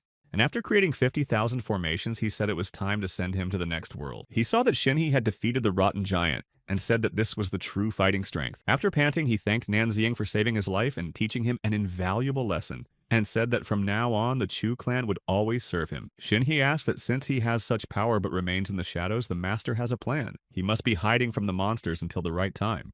He assumed that Master was going to make this place the main battlefield since he had placed so many formations here. Nan Ziying thought that he was very clever. Shinhee said that from the looks of it he was right, and took the liberty of asking if his last name started with the letter N. He went on to say that when you add up his abilities in the chatter on the networks, it wasn't hard to guess. And the news guy runs a slaughterhouse. And the formations are not far from the 5th line of defense, where he went a couple of days ago. But then he decided to keep quiet to mind his own business. And he added that it was just his guess. Nan Ziying thought that the young Espers must first undergo the hermitage ritual. Then how did he know so much? Shinhee said that he had been reclusive for a couple years, but that didn't mean he didn't use the internet or watch TV. Nan Ziying thought he had won. The young Esper stated that he wanted to go to the 7th line of defense, since it was his personal desire and so he could buy time for Nan Ziying's plan. And he thought about the fact that there are still some very smart people in this world. And he told him he'd think about it, but the 7th line was more dangerous and he needed him alive. And that included carrying out his plan. He also said that maybe Shinhee would see some people on the 7th line, but he stopped his speech and said that he would definitely survive and protect them. Nan Ziying asked to take him to their clan so he could make a couple more reinforcements for him before he went to the front lines. On the way, Shinhee said that he had a younger sister with teleportation abilities. With his help, she could become very capable.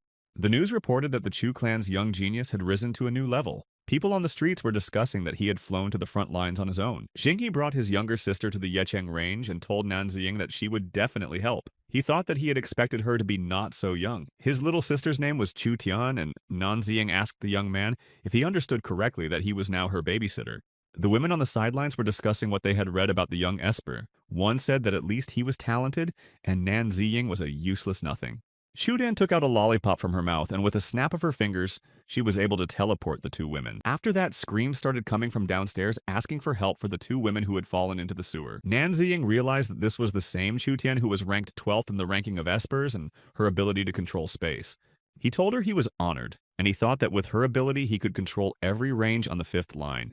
and decided that there was no point in hiding his undead summoning ability anymore. And soon his fourth undead summoning ability was unlocked. He later told his plan to Zhang Yuan, who had no idea how he would be able to fight on the front lines and monitor 20 ranges at the same time.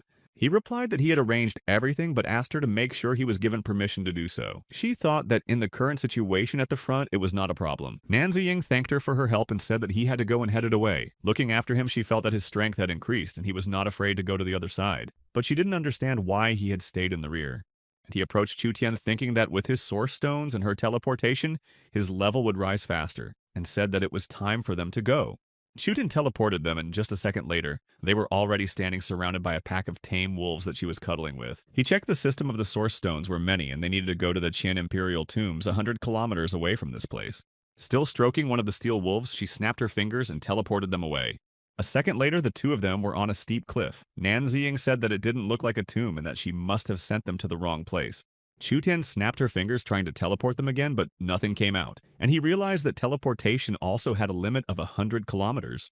After a few tries, she succeeded, and Nan Ziying ended up in the Qin Emperor's tomb, but he wanted her to take them to a safe place. But when he looked around, he realized he was alone and thought she was even more savvy than her brother. Nan Ziying began to activate his superpowers and summoned the uncleanness. Standing in the center of the energy circle, he called upon the spirit of the great Qin dynasty to rise. He succeeded and saw the spirit of Emperor Yingzheng appear in front of him, asking who dared to disturb his peace. He felt the strongest aura emanating from the greatest of emperors and didn't know if he could reach him. Nan Ziying appealed to him, saying that without help the world would fall, and asked him to honor them and help them with his strength and army. He said he was an insolent young man, and added that if he wanted his fighters, he had to fight him and prove himself worthy. With that, the Emperor prepared to attack. His opponent replied that he then apologized in advance and activated Asura mode. Yingzheng said that he had defeated 6 kingdoms and seen hundreds of the greatest battles, so his showmanship couldn't surprise him.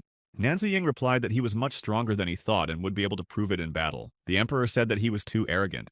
Using the Asura, the dragon victor Nan Ziying rushed to attack the enemy, but the Emperor remained unharmed. Yingzheng said he was wrong to call it a dragon conqueror and said he would show what it was. And with the Emperor's strength, he summoned a huge green dragon.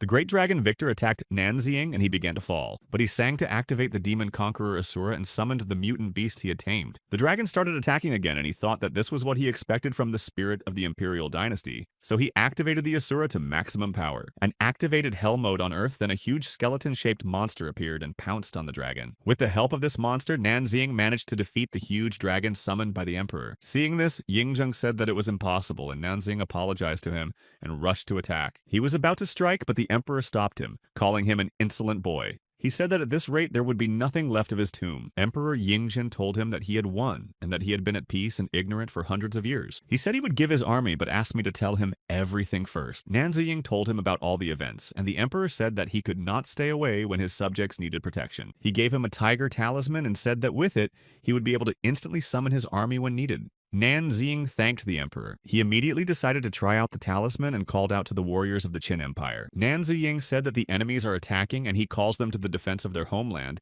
and ordered them to rise up. The undead summoning ability activated and 10 million fighters appeared before them. At this point, Nan Ziying's spell tree was completely unlocked, and the forbidden spells of the first level were now available to him. He sensed the steel assassins nearby who were attacking 2 espers in different places and said he couldn't handle them alone. Then the emperor called his fighters Wang Jian and Meng Tian, and when they appeared, he said that they must drive the foreigners off their land. Nan Ziying suggested that he lead them to the east while he would go to the west, and asked Chu Tian to teleport. Meanwhile, 20 kilometers east of the Qin Empire tombs, one of the espers was fighting with the Exalted without understanding what was going on here. This was the Su clan's Esper Ghost Clan master Su Changhe, and he just wanted to check things out, and it had already caused a wild surge of energy. He used 100 spirit blows against the attackers, shouting for them to go to the other world. But it was not enough, and he turned to the monsters and asked if they wanted to help him, and used force to make the enemy come to his side. The monster that the steel assassin began to attack came to his aid. Su Changhe didn't think he would fight against his own. But the steel assassin struck the monster, and Su Changhe realized that he didn't care, and was completely ruthless even to his own. He shouted to the monster not to give up and kept fighting for him, showing what he could. Then he saw another monster about to attack him from behind, but he deftly dodged it. The monster continued to struggle, but Su Changhe realized that he was completely useless because there were too many opponents. The steel assassin was about to strike the Esper, but was stopped by a weapon that appeared from nowhere. The emperor appeared between him and the assassin and said that he had come to rescue the young fighter. He said they should hurry up and send their enemies to the other world. Su Chang'e said he didn't understand anything, but thanked the emperor. The emperor looked at the monsters and said that there would be no mercy for those who dared to trespass on his land and people, and ordered them all to be sent to the next world. His 2 fighters listened to the emperor's order and rushed to attack the monsters. And in the west, one of the espers told Chinsui to run and not turn around when he said. She replied that they were always together and she would stay. Meanwhile, a lot of steel assassins and other monsters were already closing in on them. Qin Ying once again asked to listen to him and began to activate the plant summoning magic. He wanted to create a forest barrier, and the ground in front of them opened up and a huge barrier appeared between them and the monsters.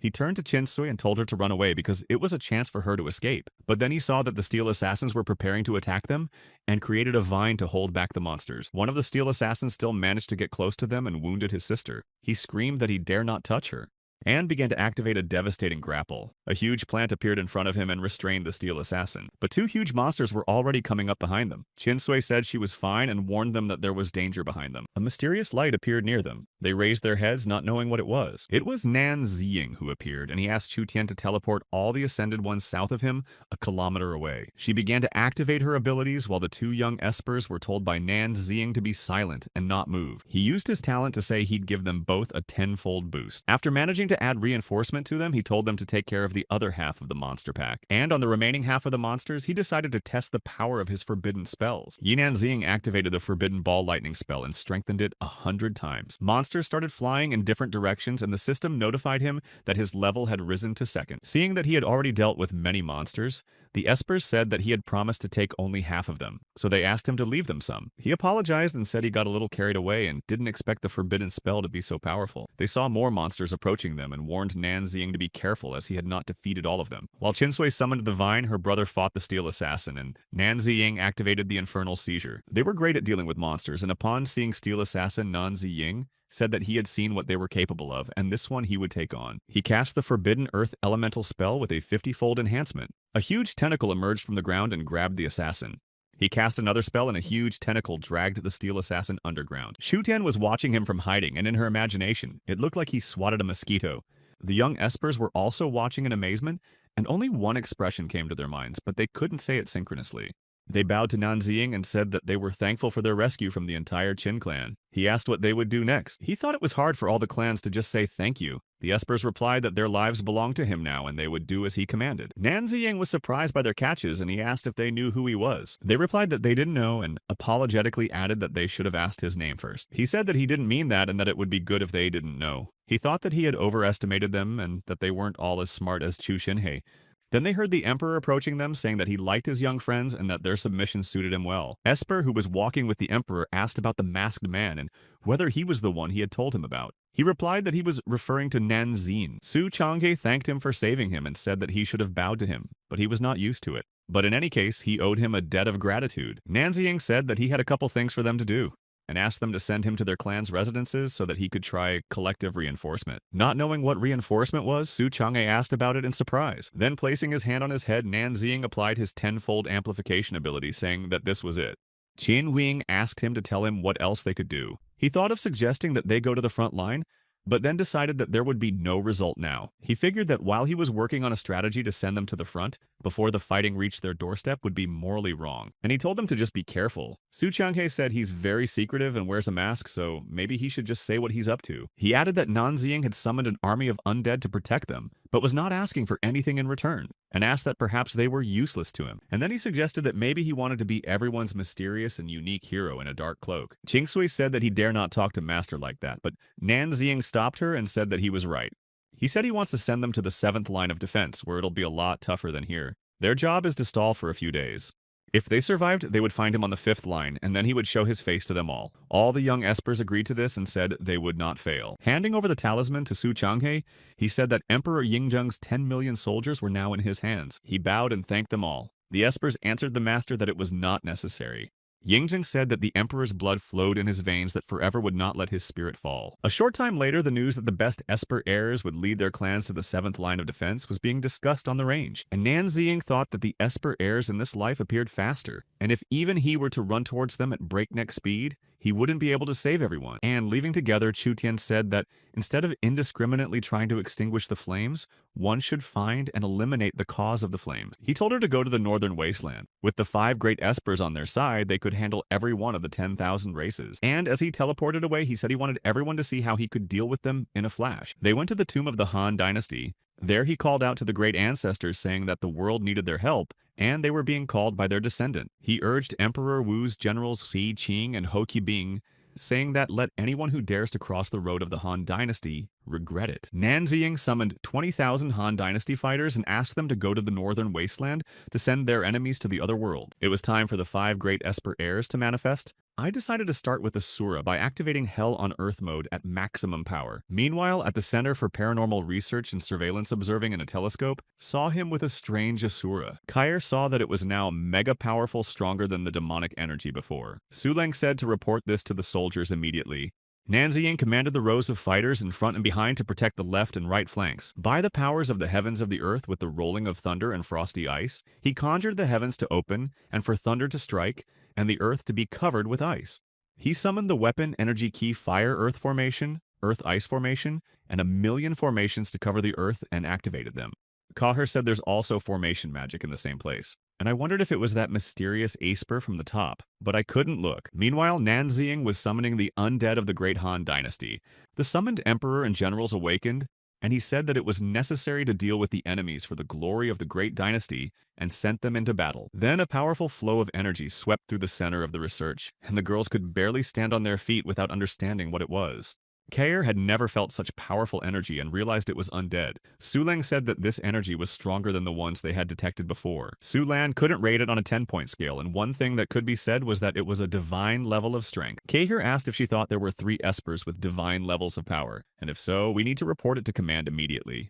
Meanwhile, Nan Ziying activated the Forbidden Ball lightning spell with a 100-fold amplification. The sky lit up with a bright flash of light, and the people in the city didn't understand why it was so bright, because it was only 10 o'clock in the evening. Everyone thought something paranormal was going on, and on the news, 4 god-level espers showed up in the northern wasteland. Helicopters took to the sky to get to the northern wasteland immediately, but even at top speed, they could be there in an hour. Nan Ziying meanwhile continued. He summoned the Steel Wolves, Fire Yaks, Giant Monkeys, and Battle Elephants, and ordered them to unite. After a while, the news said that 4 races of mutant beasts had appeared in the northern wasteland, and there's a 5th esper with divine powers.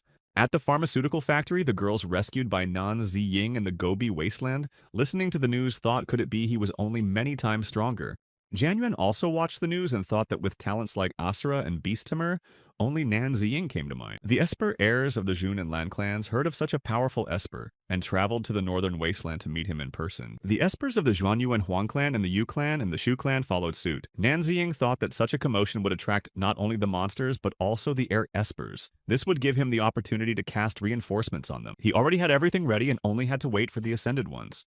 At this time in the Inner Lands, the Esper heir of the Huang Xuan clan had met several Ascended Ones in battle and did not want to die there. He had already prepared for battle and said that they could attack because he would not be defeated so easily. But when I saw them suddenly start backing away, I didn't understand why it was happening. Nan Ziying meanwhile saw that he was surrounded by numerous mutants and, thinking that they had finally shown up, called out tamed beasts and undead.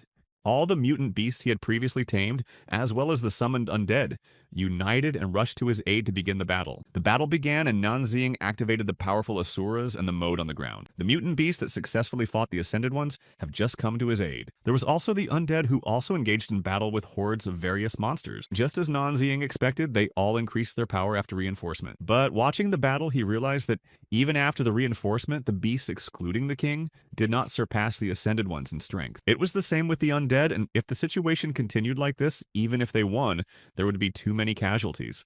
He summoned the mutant beasts and undead to listen to his orders that the center of the battle would be in the center, and their task was to create a ring around the enemy and crush it. The mutant beast had to fight the rest of the monsters and trolls. To the immortal fighters, he told them that since they were immune to poisons, they should take on poison monkeys and rotting cadavers. Nan Ziying realized that they were in the habitat of the Ascended Ones and activated an enhanced spatial formation. There was a massive explosion in the center and the monsters started flying in different directions. Nan Ziying turned to Chu Tian saying that he would need her help. She was to send him to the city if any of the Ascended Ones got through the formations and got close to its border. Before he could say it, she teleported him and he found himself right in front of a huge troll. He cast a forbidden air energy spell with 50 times amplification. A blow of unprecedented power carried the huge troll back and it collapsed right into the cluster of mutant beasts. Chu Tian laughed and said that's where the troll should go. Nanziying said that she was a good girl, but next time she should send him a little higher. Here he was surrounded by monsters again and he thought he was getting used to it. He used a forbidden spell of light energy with a gain of 50 times and they all flew apart. When things had quieted down a bit, he figured that almost all the Esper heirs were here. The army would be arriving soon too and he should hurry up. And he used a forbidden earth energy spell with 50 times amplification, and then used the burial mode after which the ground opened up and the monsters fell down. The arriving Espers watched and wondered who this divine Esper was. Esper Zhuge Yuan watching him thought how he was able to bring the art of controlling the earth element to such a high level. And then Nanziying applied the heat amplification formation to all the air Espers that had arrived, and then activated a 10-fold amplification of their abilities at the same time. The reinforcement was successfully completed, and they needed to teleport. Zhuge Yuan asked what his name was and said that his clan would be grateful for the answer. He replied that they left a message for him and the fighters in the Gobi lands, and if he wanted to repay, he had to do what he said. Nanziying teleported away and Zhuge Yuan thought that since he disappeared after reinforcing it, meant that he wasn't ready to reveal his identity. He told the others that they must fulfill his request for the sake of the northern Gobi lands. They needed to see what the message was about. Meanwhile, the helicopters had already landed and the commander asked if they were in the right place because there was no one here. The subordinate replied that their devices pointed to this location and everything was correct. Suddenly, huge, numerous monsters started to come out of the ground. Zhuge Yuan, who was there, said that he knew it and the superhumans buried every Xeno assassin. Commander-in-Chief Xu Chuyang was very surprised by this. He clarified that he wanted to say he had met 5 divine-level superhumans and asked who they were and where they were now. Zhuge Yuan replied that he happened to meet one of them, but he was wearing a mask so he couldn't tell who it was. He also said that the man disappeared after he enhanced their abilities. The other Espers confirmed his words. But he said he left them a message that the 5 superhumans left and it's carved in stone. Everyone present decided to see what the message was. After looking at the inscriptions, it was decided to call an emergency meeting of all the high-ranking officials and leaders of the ancient clan in the 5th line of defense. Nanziying, watching this and far away, said that the time to reveal himself has not yet come, and this is the only way to gain the support of the army. He took care of most of the Xeno assassins, but if they found out that the 5 superhumans were just one man, revenge would be very cruel. He realized that people were not predictable and there would be those who would be on the enemy's side. And if he revealed his identity, his efforts would be futile. Now everyone considered him a coward and hardly anyone would associate him with superhumans. So for a strategist acting from the shadows, the role of a coward is the best disguise. The Esper heirs led the humans to the 7th line of defense. And later, Xu Chuyang held a meeting where he showed the message left by the superhumans. He said they met to discuss the message and asked the army representatives what they thought about it. The clan leader Xuan Yuan suggested that this was a great strategy, and the 5 divine superhumans were planning the final battle on the 5th line of defense. The report said about the source of the volcano's celestial water forest of steel chimney, burning the heavens, and suggested that it was carved by Asura. General Fengling said that the Asura is unpredictable and may succumb to madness at any moment, and to risk everything on his word is madness. He was supported by General Li Fei saying that they didn't know who the 5 superhumans were, and to put the fate of the people at stake because of the message was a huge folly. Their reasoning was interrupted by one of those present and asked his colleagues to listen to the old man. It was the Zhuge clan leader, and he said that even if the message was carved by an Asura, the 5 superhumans were also present because it had been reported. Plus, those requirements pointed to spells that needed Earth to fuel them, and the superhumans didn't reveal themselves for any particular reason. Everyone agreed that now was the time to take the risk, and it would be the best decision they'd ever made, since the ancient clans were united. Xu Chuyang said that the 5 divine superhumans had managed to massacre the Xeno assassins in less than an hour, and no one else could do it. He added that they are all related by blood and their destiny is the same, and he said it had to be done.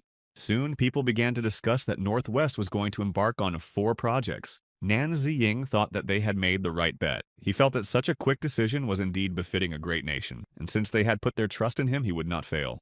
An engineer came up to him and said that these designs were similar to what they were working on, and the top brass seemed to like their plans. Then the workers below noticed that an obscure red funnel had appeared in the sky. Nanziying looked up at the sky and realized that it was coming from the 7th line of defense. He realized that this was the gate of an alien rift in space that shouldn't have opened so wide for 2 years. He thought of his family and Chu Xinghe. Teleporting along with Chu Tian, he said that they would fill the 7th line of defense, and it would be a brutal battle. He must find a way to protect them. He summoned 20 million Great Han Dynasty fighters and directed them there. Then he began to summon 3 million beast streams. He asked Chu Tian if there was a way to teleport them and the streams of beasts to the front lines. She activated her powers, but it was hard and she was failing. Seeing that she had weakened, Nanziying said that they were too far away, and she didn't need to force herself if she couldn't bear it. But then he was surprised to see that she had gotten up and said she could do it. Meanwhile, on the 7th line of defense, the men saw that the rift was widening, and they all needed to prepare to meet the enemy and fight further. The commander of the 7th line of defense, Wang Zai, began the formation of the fighters and told them to hold the line at all costs. One of Lao Zhang's fighters told Nanziying's father that they were almost out of nuclear weapons and shells, and whether there was any point in fighting at all. Nan Shanghong was the spotter, and he told Lao Zhang that he dare not speak like that, and told him to look at the superhumans there. He reminded him that the last time they were on the verge of defeat, the superhumans had come with their clans and brought 10 million immortal souls. They had a seemingly impossible victory then, and they're in a similar situation now. And he said that you have to believe that they can find a way out. And he asked if a couple of old dogs like them had anything to lose. Lao Zhan replied that death was not terrible, but these fights stink of hopelessness. He told Nan Shanghong that although superhumans are very strong, they are also humans who can get tired or go to the other world. He added that they are all very young and there are children among them who are lost on the battlefield. Nan Shanghong said that is why they should give their best. He said they should cover them to the last man, and if it came to that, he'd go to the other side for them. At this time, hordes of enemies began to appear from the spatial rift, and Wang Zai commanded to engage. The undead army awaited orders, and Su Changhe commanded them to follow him and start the battle. Xu Xinghe, meanwhile, had already activated his abilities and summoned a weapon.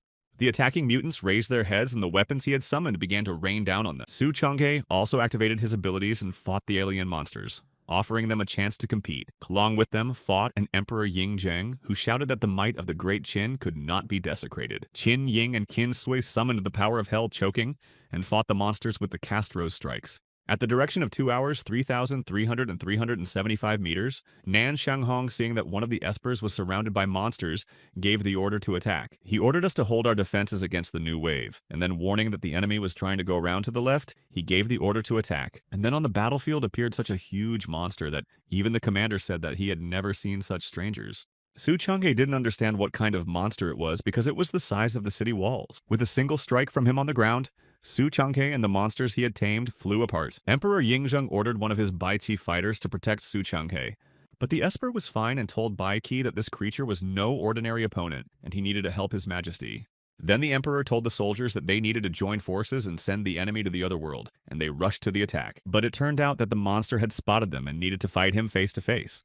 The undead had the ability to be revived an unlimited number of times in a minute, under a number of conditions, and now they all attacked the huge monster. But he wasn't so easy to deal with, and Yingzheng gave the order to multiply his efforts. He said that since they were alive again, they had nothing to fear. And to the glory of the Great Qin, they once again rushed to attack the huge monster. On the run, Wang Zai commanded the espers to hold back the enemy fighters at all costs, and the infantry needed to engage the small outsiders.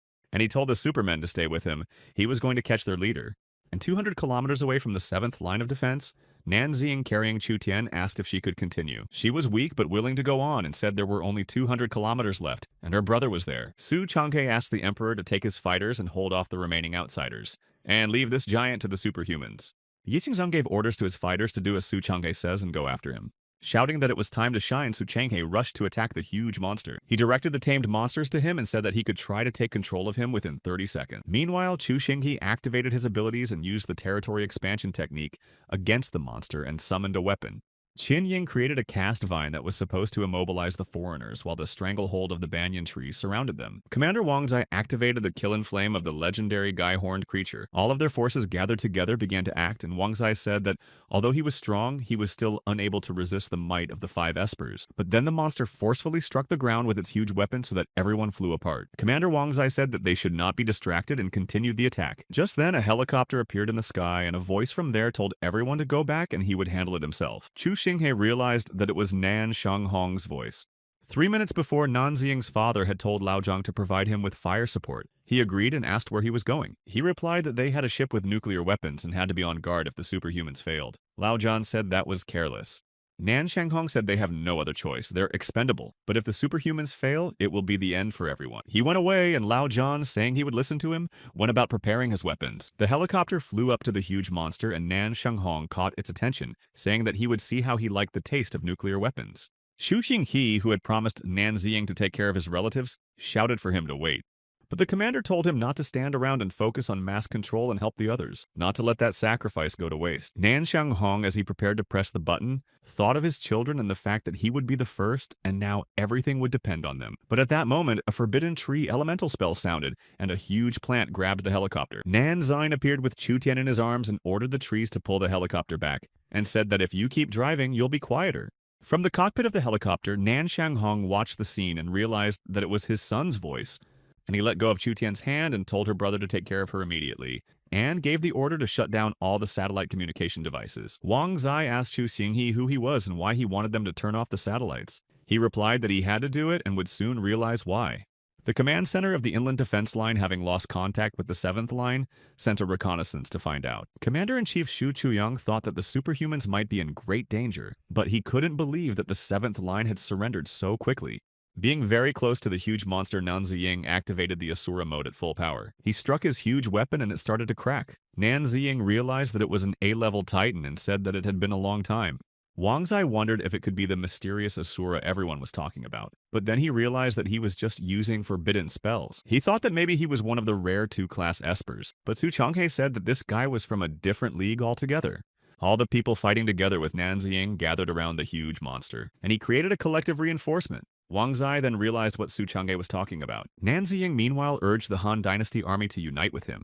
He ordered the Qin Dynasty fighters to fight at their limits without letting the Han army surpass them. He told the soldiers and superhumans to use this chance to regain their strength, and saying they could hold off the wave, he ordered them to retreat. Chu Qinghe, carrying Chu Tian in his arms, told the others that they should retreat, and he thought Nan Ziying could handle it. The Titan told Nan Ziying that he had an exceptional talent that could not be underestimated, and that something might not wait for mercy.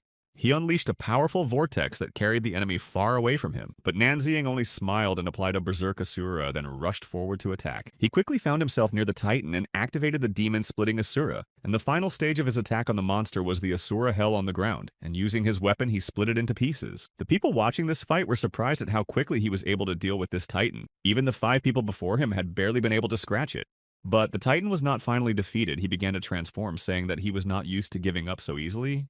Finally, he took a spherical shape, and Nan Ziying said that finally he had revealed his ultimatum form, so it would be easier to find a vulnerable point. He said that the ultimatum form might be the strongest, but all the energy is concentrated in the center, and the Titan can't move freely. Then his father yelled for him to be careful, warning him of the danger. The Titan once again unwound a powerful vortex around him that was already getting close to Nan Ziying. But he dodged in time to use the Asura's demonic weapon and rushed towards the monster. The Titan was about to flee, but he came up to him and asked him where he was going. Then he activated the Forbidden Wood Element spell. Huge tentacles began to rise from the ground and restrained the Titan, and Nan Ziying, applying Asura Hell on the ground, dealt him a final blow. The people watching their fight thought that the monster must have already been defeated, and maybe this guy was a god. Su Changhe said that he didn't think he was that strong. Xinying said that it turns out the forbidden spells of their virtue are not limited to just the element of wood. And Nan Ziying's father thought about the fact that his son had already instilled fear in people. Nan Ziying said that it was time to make a transformation. He applied 1.5 million elemental key tools within a radius of 30 kilometers. By this time, the streams of monsters had reinforced the circle. He applied 1.5 million warped earth spikes within a radius of 30 kilometers. Then applied 1.5 million frostbite formations and lightning strikes within a radius of 30 kilometers. Nan Ziying cast a forbidden earth element spell and called for the Ancient Ones to rise up. From the bowels of the earth formed a huge dragon, and Nan Ziying said, "According to legend, from the primordial chaos between heaven and earth will rise the most ancient." It activated 3 million amplified formations within a radius of 300 kilometers, saying that they couldn't hold back any longer and this was their chance. He ordered everyone to attack. He said to move forward, unleashing the full power of Yan and Huang. The system alerted him that he had reached level 5 of Mastery of Formations, and he thought it was about time. Nan Ziying activated the 3 million formations of the giant monster fighter, but he didn't have enough source stones. He realized he'd rushed and decided to conserve resources by thinking about what he could do. He activated 3 million monster flux into a single target 10-fold formation, and all the tamed mutant beasts obeyed him. He had 6 million source stones left, enough to install formations around the perimeter of the entire city wall. And lastly, he applied 5 10-fold amplification and spread out a distance of 30 kilometers along the city wall. People discussed that their benefactor had installed unimaginably strong formations all over the city wall, and many felt a surge of energy. Su Changhe grinned and said that he had left them a trump card for the 7th line of defense. And the commander realized who he was and why he had to shut down the satellites. He's a deity with 5 abilities crammed into his body, and people would think he was an anomaly. Su Changhe said that people are strange, hoping for a god to save them, but when he appears, they are easily overcome by fear and the desire to destroy. The Espers discussed that he didn't stall because the situation is urgent, and so he trusts them more than the people of the interior. Su Changhe said to do as Nan Ziying said and leave it to him. It was 3 hours until dawn, and Su Changhe suggested using this time to heal and take a break, and his kindness should not be squandered. Meanwhile, Nan Ziying thought about the fact that he had no source stones left, but his inner strength remained. Even with just one Asura, he could handle the outsiders. He activated the Asura Berserk and began fighting numerous monsters. His father watching the fight said he was very proud of his son. Lao Jan said he was doing the right thing because he saved his life. But calling him son is too much considering he is a superhuman of divine level. At this time in the hospital, Nan Ziying's sister told Chu Xingyi that his sister was exhausted, but her life was not in danger, and suggested that he rest. Chu Xingyi said that he was glad that her brother Nan Ziying was here, but thought that he shouldn't waste time and energy on something like this. But they are too weak. She said she couldn't convince him of anything anyway and let him do what he thought was best. She turned around and left, saying she was going to go take care of the other wounded. Turning around, she said that she thought deep down Nan Ziying was still grateful to him. Just then, Chu Tian called out to him and he happily realized that she had finally woken up. She asked how the battle was going and if Nan Ziying was in the battle. Many of his abilities had consumed the source stones, and they had arrived in a hurry and she was worried. He thought of the source stones and told his sister to wait for him and he would be back soon. Nan Ziying, meanwhile, was almost finished with this wave, something he had been doing for almost the entire night. Just then, Chu Xingyi appeared and said that he could leave since Chu Tian was awake. Chu Xingyi said that he had organized everything perfectly, but there was nothing here that was needed and suggested that he return to the battlefield where the fate of humanity would be decided. He promised to buy him as much time as they could and try to reunite with him. If the education on the wall falls, they will have to retreat. Nan Ziying said that he always takes care of everything and asked if he was tired of it. He replied if he can provide people with peace of mind, he is happy to do so. And he added that before he left, he should give him the old soldier's message. His father told him that after this battle they would meet again, then he would cook his specialties. Nan Ziying replied that he understood, and he also handed over a card from Xiao Shan with words of respect for her. He thought she was a cheeky girl. Arriving at the range, he thought it would be a dubious pleasure to collect the source stones here, and the next tide of monsters must be tamed sooner rather than later. Plus, we need to replenish the ranks of those on the front lines sooner rather than later. The Xenos will retaliate with even more power and they won't last long. The women were discussing the fact that last night the signal from the broadcast of the battle on the 7th line of defense went out, and when it came back, the enemy had been defeated. They had the feeling that the place was haunted. Auntie Wang said that only outsiders were affected and that it was probably divine intervention. Xiao Liu said that even the plants in the northwest had mutated recently. Even the roadside grass had become more lush and sharp. Each of the women felt as if she was awakened and more productive in her work. Some felt a raging energy within themselves. Nan Ziying heard this and thought that with each portal opened by the foreigners, the earth's spiritual energy increased. When the women saw the chief, they said that it looked like he had been in the slaughterhouse all night and needed to take care of himself. He replied that he was going home to get some sleep. After recovering, Chu Tian rejoined him, and they had to go to Meteor Valley to tame a flock of giant mutated eagles. Meanwhile, a tide of monsters made of giant mutated eagles was approaching the people in the valley. They realized they could not hold the valley, and the decision was made to retreat. A huge eagle grabbed one of the espers, but he used the Great Flood Fist ability. But the eagle remained unharmed, and he thought that a level 5 esper couldn't leave a single scratch on the bird. The giant eagle clutched him tighter and tighter in its clawed paw, and the esper began to beg for someone to save him. But then the other people trying to escape saw an inexplicable light in the sky and didn't realize what it was. It was Chu Tian and Nan Ziying who teleported over and said after hitting the eagle that they were spineless cowards since neither of them were even willing to help a friend. He grabbed the giant eagle by the withers and ordered it to obey. Then he ordered it not to attack the cities or harm the people. So he also told him that he should protect the Meteor Valley to collect the Source Stones and wait for further instructions. The system notified him that he had reached level 9, and he thought that at last another ability had almost reached its maximum level. Here the Esper whom the eagle still held asked him if he was the tamer of the Northwest. Nan Ziying said that he had almost forgotten about him and ordered the giant eagle to take this guy out. The eagle released him and Nan Ziying saw him start to fall and told the eagle that he was stupid and couldn't see that he had no wings. And then asking the eagle what he was waiting for, ordered him to rather save the falling Esper. The eagle picked him up and lowered him to the ground. Nan Ziying asked why he was here alone. He replied that the others had just run away and introduced himself as Huang Jia. He said that they were from the Huang clan and were sent here to explore and capture the spiritual mountains. The spiritual energy in them had increased dramatically in 2 days. He believed that the superhumans would rush there to capture them for cultivation. Nan Ziying thought that this was most likely due to the open rift, and if he summoned another wave of immortal souls, he would be able to use the spiritual mountains to resonate and elevate many people to the divine level. He told Huang Jia to let the clan know that he had a great idea for utilizing all the spiritual mountains and warned that everyone was forbidden to occupy them. And he added that if anyone from any clan objected, they would be sent to the other world. Huang Jia replied that he understood and would pass on his words. Suddenly, some sound came from the mountains, and Nanziying thought that it might be Huang Jia's partners who had escaped. He told the giant eagle that they should fly over and check it out. As he flew towards the mountains, he saw that giant mutated lizards had appeared. It was great because he had the opportunity to tame another tide of monsters. He thought the Xenos had their rotting hippos, and when they had poisonous lizards, the odds would be even. After taming them, he ordered them to protect the Meteor Valley, not to attack humans, and to collect the Source Stones, awaiting further instructions. All of Huang Jia's partners went to the other side. He said that they were cowards and traitors anyway, and they would be of no use. He told Chu Tian that they should go to the tomb of the Tang dynasty. This empire once shook the world, and its army was invincible. Already in the tomb, he humbly appealed to the emperors and generals of the Tang dynasty. He said that together they could resist the enemy. His call was answered by Li Yuan, the emperor who founded the Tang dynasty. The ruler of the Zhenguan era, Li Shimin, also answered Nanziying's call. He also summoned Empress Wu Zidian, who also answered his call. Nanziying continued and said that with the souls of the fighters who had fallen for the Tang dynasty over the past 300 years, he was calling on them to rise up and let the flying commander of the Dragon City be gone. No enemy should trample their land. He suggested that they divide their army between the 3 mountain ranges of the northwest border, and he would wait for them on the mountain where the 3 mountain ranges converged. Nanziying said that if someone met someone in their path, it was better to talk to them first, but one should always be ready to fight. Meanwhile, the superhuman Huang Xiao heard his message and said that the spiritual mountains belonged to no one, and whoever captured them would be the owner.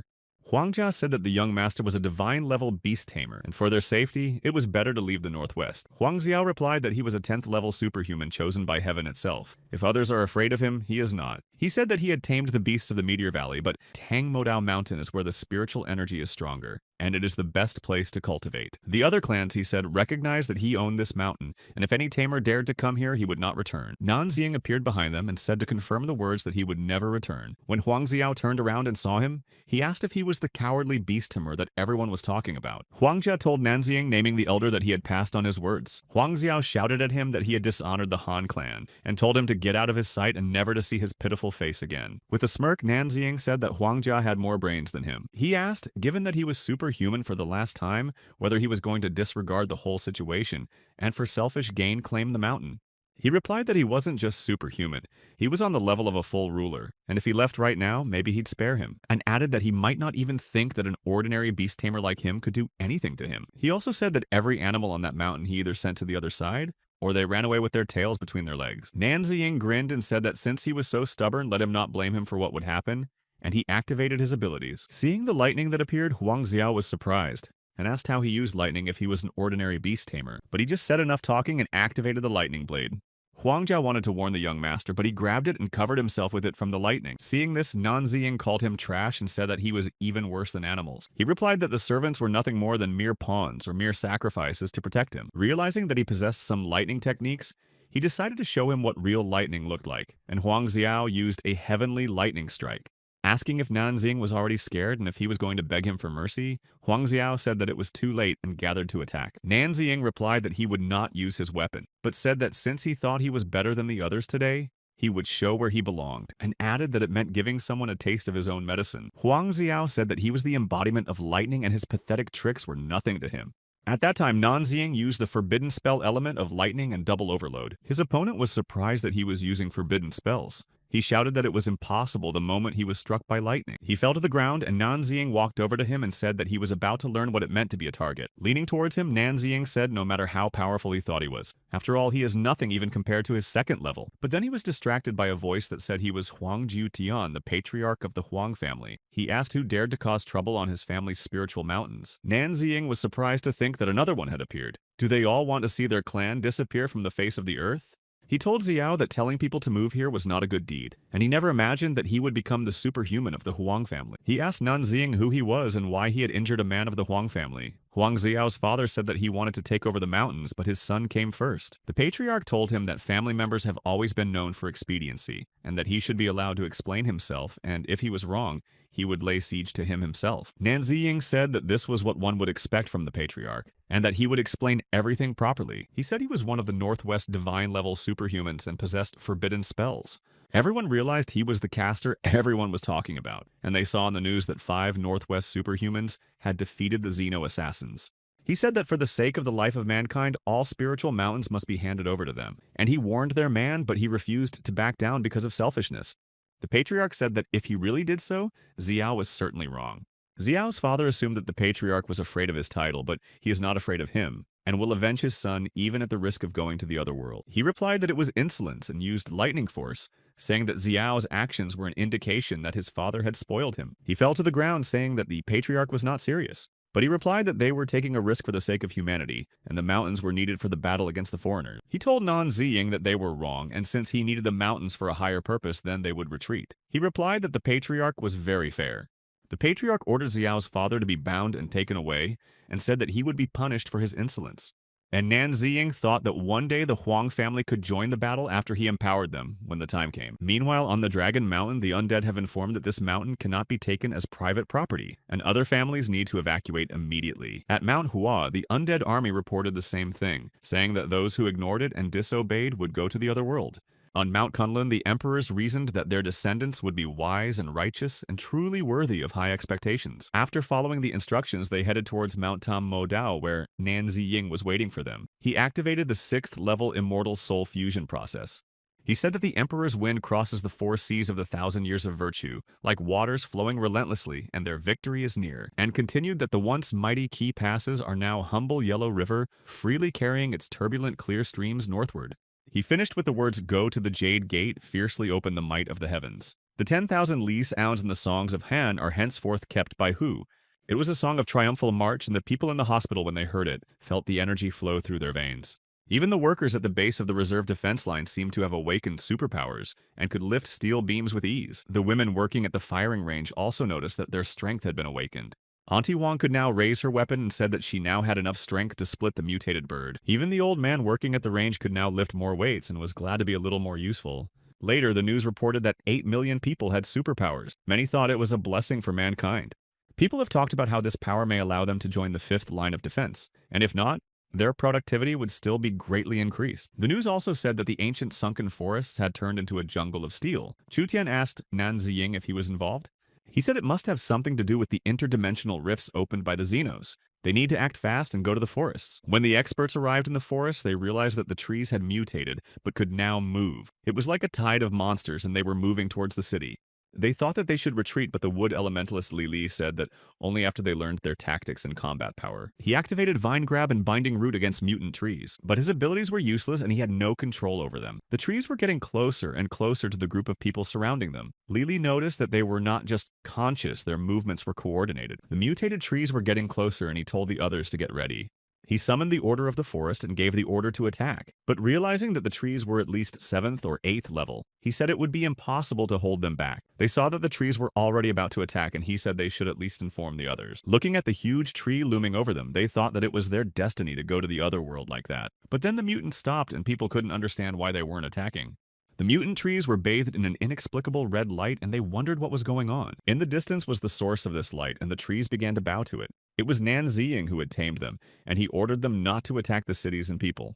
The system alerted him to the discovery of a new skill. He could now subdue and tame beasts with the ancient aura of a beast king. Also, he could use the forbidden monster tide spell Landstorm when the tides of land and sea beasts converge at one point. He figured the next thing on the list was taming the sea creatures. He was going to finish installing formations on the 5th line of defense today.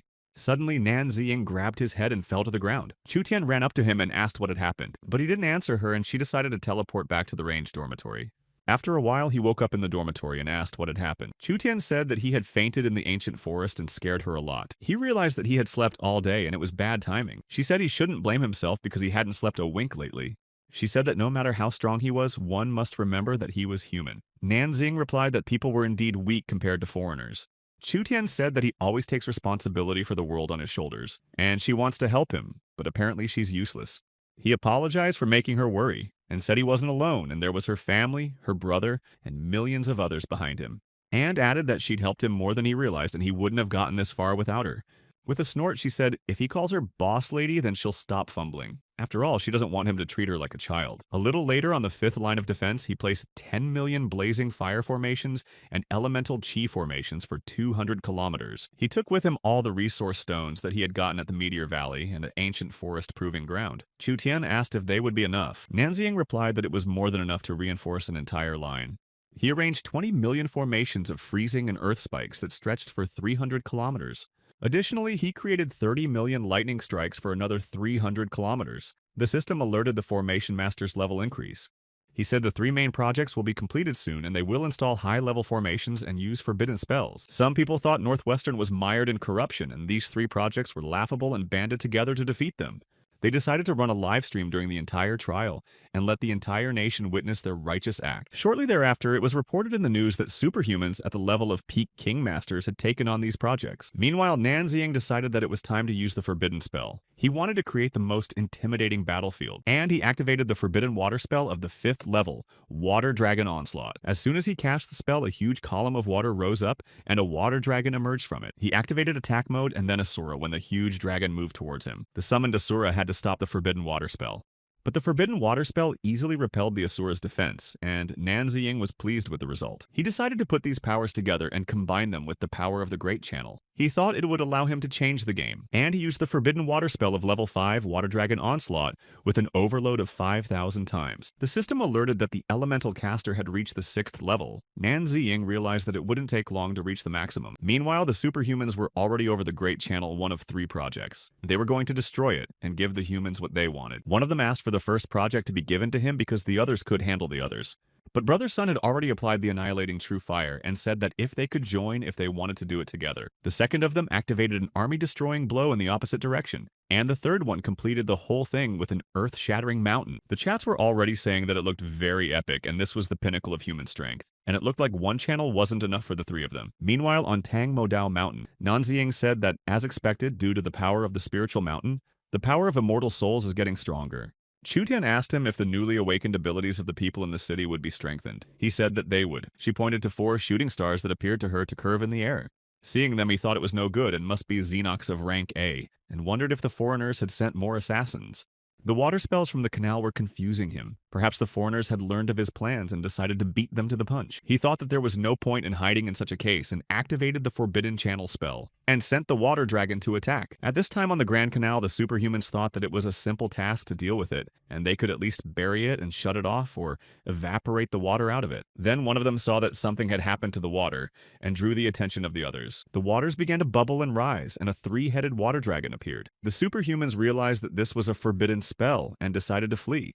The water dragon had completely swallowed them up, and people in the chat room started discussing it. No one thought that the Northwest Project had some hidden power. A second later, all 3 superhumans were thrown onto land by the water dragon. Seeing that the monster was still nearby, they started asking for help.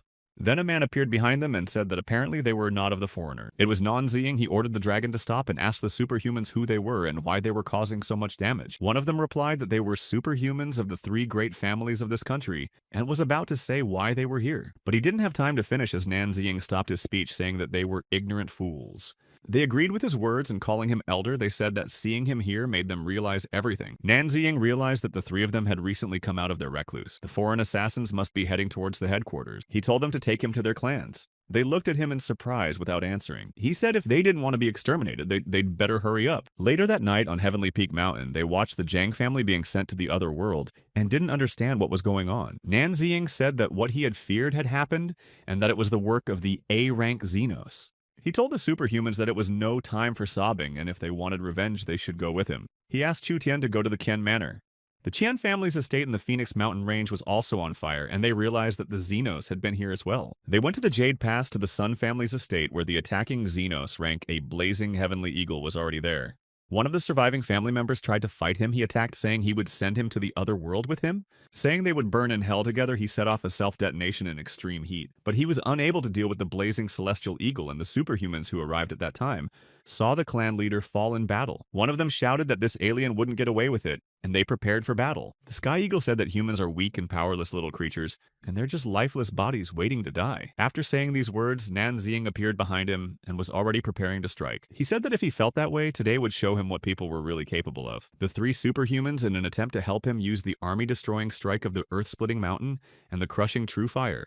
But the flaming celestial eagle survived and attacked them, spewing flames that enveloped everything around them. They fell to the ground, and Nanzing, realizing that they were injured, told me to stay back and watch. He attacked the flaming celestial eagle by applying a swift Asura slaughter, and then using Asura Berserk applied a powerful crushing blow to the celestial eagle. As the superhumans watched, they marveled at the Asura's powerful aura and the opportunity for revenge. They realized he was an Asura from the northeast, not a spellcaster. The blazing heavenly eagle survived his attack and prepared for battle with flames bursting out from its beak. But Chu Tian used a teleport to send Nan Ziying some distance away from him. He called her Lady Little Boss and said that it was a good job. And jumping on the head of the flaming celestial eagle, he used the demon-splitting Asura.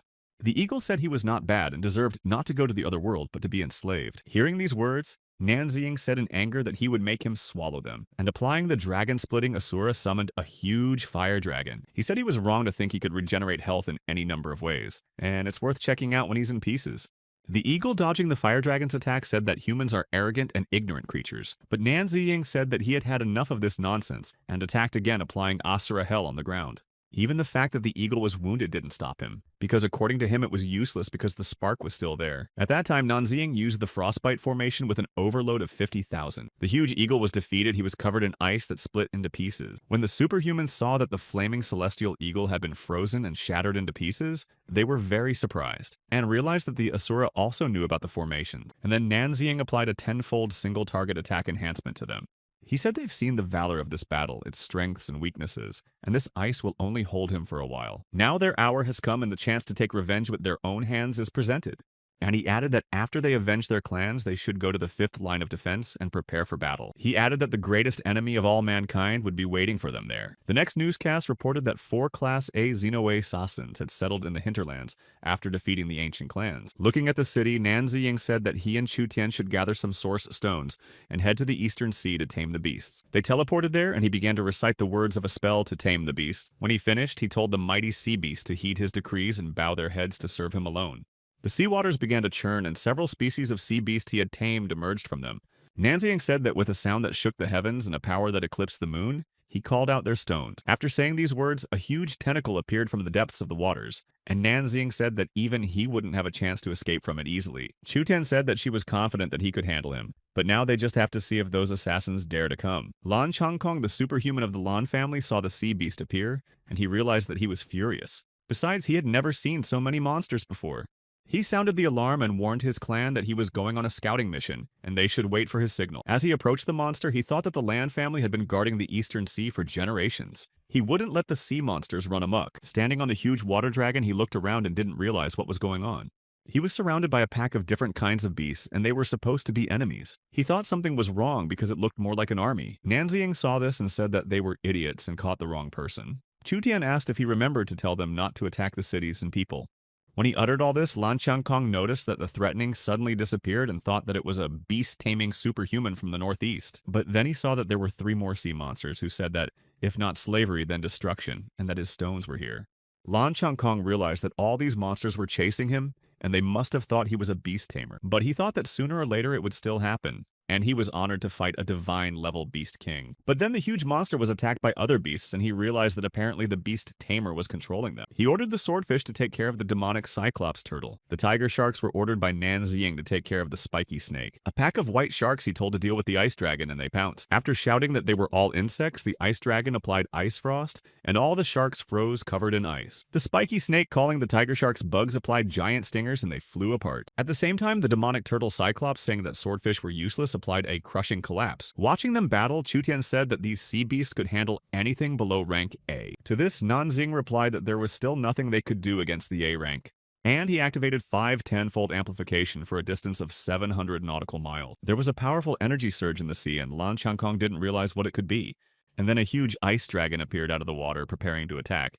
Seeing that he was moving straight towards him, Lan Changkong didn't understand how he managed to break through the sea beasts. He prepared for battle, saying that today he would fight to his last breath, and using his power, Lan Changkong rushed into battle, saying that he wanted to see if the dragon could freeze him before his hands could reach him. But the dragon repulsed the attack by spewing ice from its mouth that covered everything around it. Lan Changkong was amazed that his strength was too great, and even his water dragon couldn't stop him. But then he saw several sharks coming to his aid and sinking their teeth into the ice dragon. Lan Changkong, feeling a powerful energy impact, was able to rise up and realize that it was an amplification. And realizing that he had more strength now, he used the infinite ocean water control technique. From his blow, the sharks flew apart and the ice dragon was defeated with the words that this could not be. When all the monsters were defeated, Nanziying said that now the fighting power was at its highest. Even if an S-rank monster fell into the sea, he would not be spared. Oh asked Chu Tian to bring Lan Changkong as he had something to say. She replied that she knew what he wanted to tell him. Lan Changkong shouted out that he was grateful for his help and for his saved life, calling him a senior beast tamer. I wanted to express my gratitude to Nanziying personally, but at that moment Chu Tian appeared in front of him, and he thought that the legendary elder was a child. Without further ado, she grabbed him by his clothes and teleported him away. Once next to Nanziying, he asked if he could find out who he was. But the man asked him with a finger to his lips not to ask, but just to listen. He asked if he could attract and deal with about 10,000 alien monsters if he had to. Lan Changkong replied that for the sake of their peace, he would not hesitate to lay down his life for it. Then Nanziying said that it was good, and he should reward him with a 10-fold enhancement, and 100 million sea beasts are now under his command. He decreed if these alien monsters reappeared on the mainland, he would control the animal streams to lure and deal with them. And then Chu Tian turned their attention to the Void Gate and said that the 7th line of defense might not be able to withstand it. She was frightened and remembered her brother and the rest of the people there. The main force of the A-level aliens appeared from the gate, and Nanziying ordered his fighters to drop the 7th line of defense. The 6th line of defense was completely evacuated, and it was necessary to concentrate all combat forces to pull the time. Chu Qinghe and the commander ordered a retreat to concentrate forces on the 5th line of defense. Esper asked Commander Wong to lead the retreat, and they would go at the end to buy time, and began his final reinforcement. The monsters were advancing, and the Espers needed to hold out at least until the army safely retreated. The Immortal Souls told Chu Qinghe that he too needed to retreat, and asked them to leave the right to close the column to them. They promised to take care of everyone. Su Changhe said that the elders have serious intentions, and since he is a smart guy, he should know better than anyone what would be advantageous in this situation. And they prepared to retreat by summoning the ancestors and all the tame beasts. Chu Xinghe said that even if it was their last battle, they would still honorably fulfill their mission. And Su Changhe added that it was time for the younger generation to bid farewell to the ancestors and the Beast Lord. Soon the news announced that the 7th line of defense had been completely evacuated, and what remained was an army of undead and beasts that would fight to the end. The people in the streets cheered them on and believed that God had taken pity on them and awakened the ghost's talent for this decisive battle. Every man in the Northwest has sworn to defend the 5th line of defense to the end. Meanwhile, Nanziying was at the object stone of the fiery heavens. Realizing that the decisive battle would soon come, was going to finish all the preparations and improvements this night. He turned to the source of the fiery heavens and the source of the stone's power by performing a full absorption. Later, at the site Forest of Steel, he pronounced the steel of the forest, forbidden curse of gold. He said that steel will vaporize water, water will swallow steel and let steel be chained, and called for 100,000 conspiracy of steel to appear. After that, he and Chu Tian arrived at the volcano source site. There, he asked the lava dragon ruling over the mountains and seas to consume the sky and destroy the earth, and he called for 100,000 strong lava conspiracy to appear. He was going to use a maximum level star control spell, but if he used it, even the blue star wouldn't be able to resist him. And he realized that in order to use it, he had to wait for the decisive moment. He said there were still spirit beasts in the magic seal, and there were many places on the continent where you could tame animals and summon spirits. Nanziying put his hand on the ground and called out for the predecessors of the past eras to awaken. He called for the Guangdong defenders to rise up and go into battle, and the immortal souls appeared before him. One of them said that they would have to overcome countless difficulties and go through all the trials. Another that rivers and mountains for thousands of years have relied on brave sages whose achievements have been passed down from generation to generation. The others supported them, saying that the sun is shining brightly, the mountains are like fire, and victory is guaranteed to them. The system alerted Nanziying that the summoning of the ancient heroes had reached the maximum level, and he ordered them to prepare to defend the 5th line of defense. Then he said that all the lands under the heavens are the sovereign's land, and all the way to the end of the earth there is no one who is not his subject. Activating his beast power, he summoned poisonous insects and vipers, and then told all mutated monsters to obey his orders. The system alerted that the Soul Tamer's level had been raised to the maximum level. He began to awaken the ancient power and strengthen the beast's summoning, and he ordered everyone he called to follow him to the 5th line of defense. But then suddenly he felt bad and bowed to the ground. Chu Tian said that he had expended too much energy and couldn't continue like this. But he told her they had to do it no matter how hard it was, because they didn't have time. Oh said that the balance of power was not too good, and asked her to help her get to the 5th line. She said she would listen to him.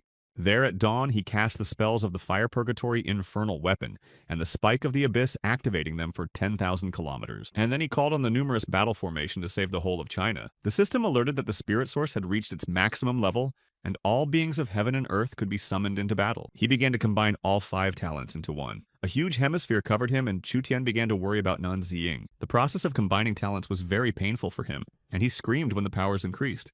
The espers who were waiting for him were overjoyed when they saw that they were back. Approaching them, Nan Ziying said that they had returned just in time.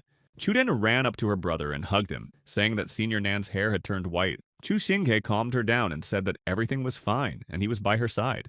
Qin Ying and Qin Sui approached Nan Ziying and asked him what had happened to him. He replied that it was a sign that he had completed all the preparations for the upcoming battle. Su Changhe asked if this meant that he could now reveal all the cards. He replied that now he could really talk about himself and his plans. The news reported that the outsider armies were rapidly crushing the defense lines. Nan Ziying was already preparing to make a speech to the people. Addressing the soldiers and people of the 5th line of defense, he declared that the outsiders were close, and before the decisive battle he must tell everything. He said that the so-called 5 divine geniuses of the Northwest are actually one man, and it's him. Standing in front of the huge screen, people on the street did not understand how such a thing was possible. They asked who he was and why he was trying to sow confusion and undermine morale. He prepared to take off his mask and inform the people that he was Nan Ziying. People couldn't believe that the very deserter everyone despised was the 5 divine geniuses. Zhang Wen was also watching this broadcast, and although she had suspected before, she still had a hard time believing it. Su Leng was also surprised that it was Nan Ziying, and K.R. said that it was nonsense and an insult to their idol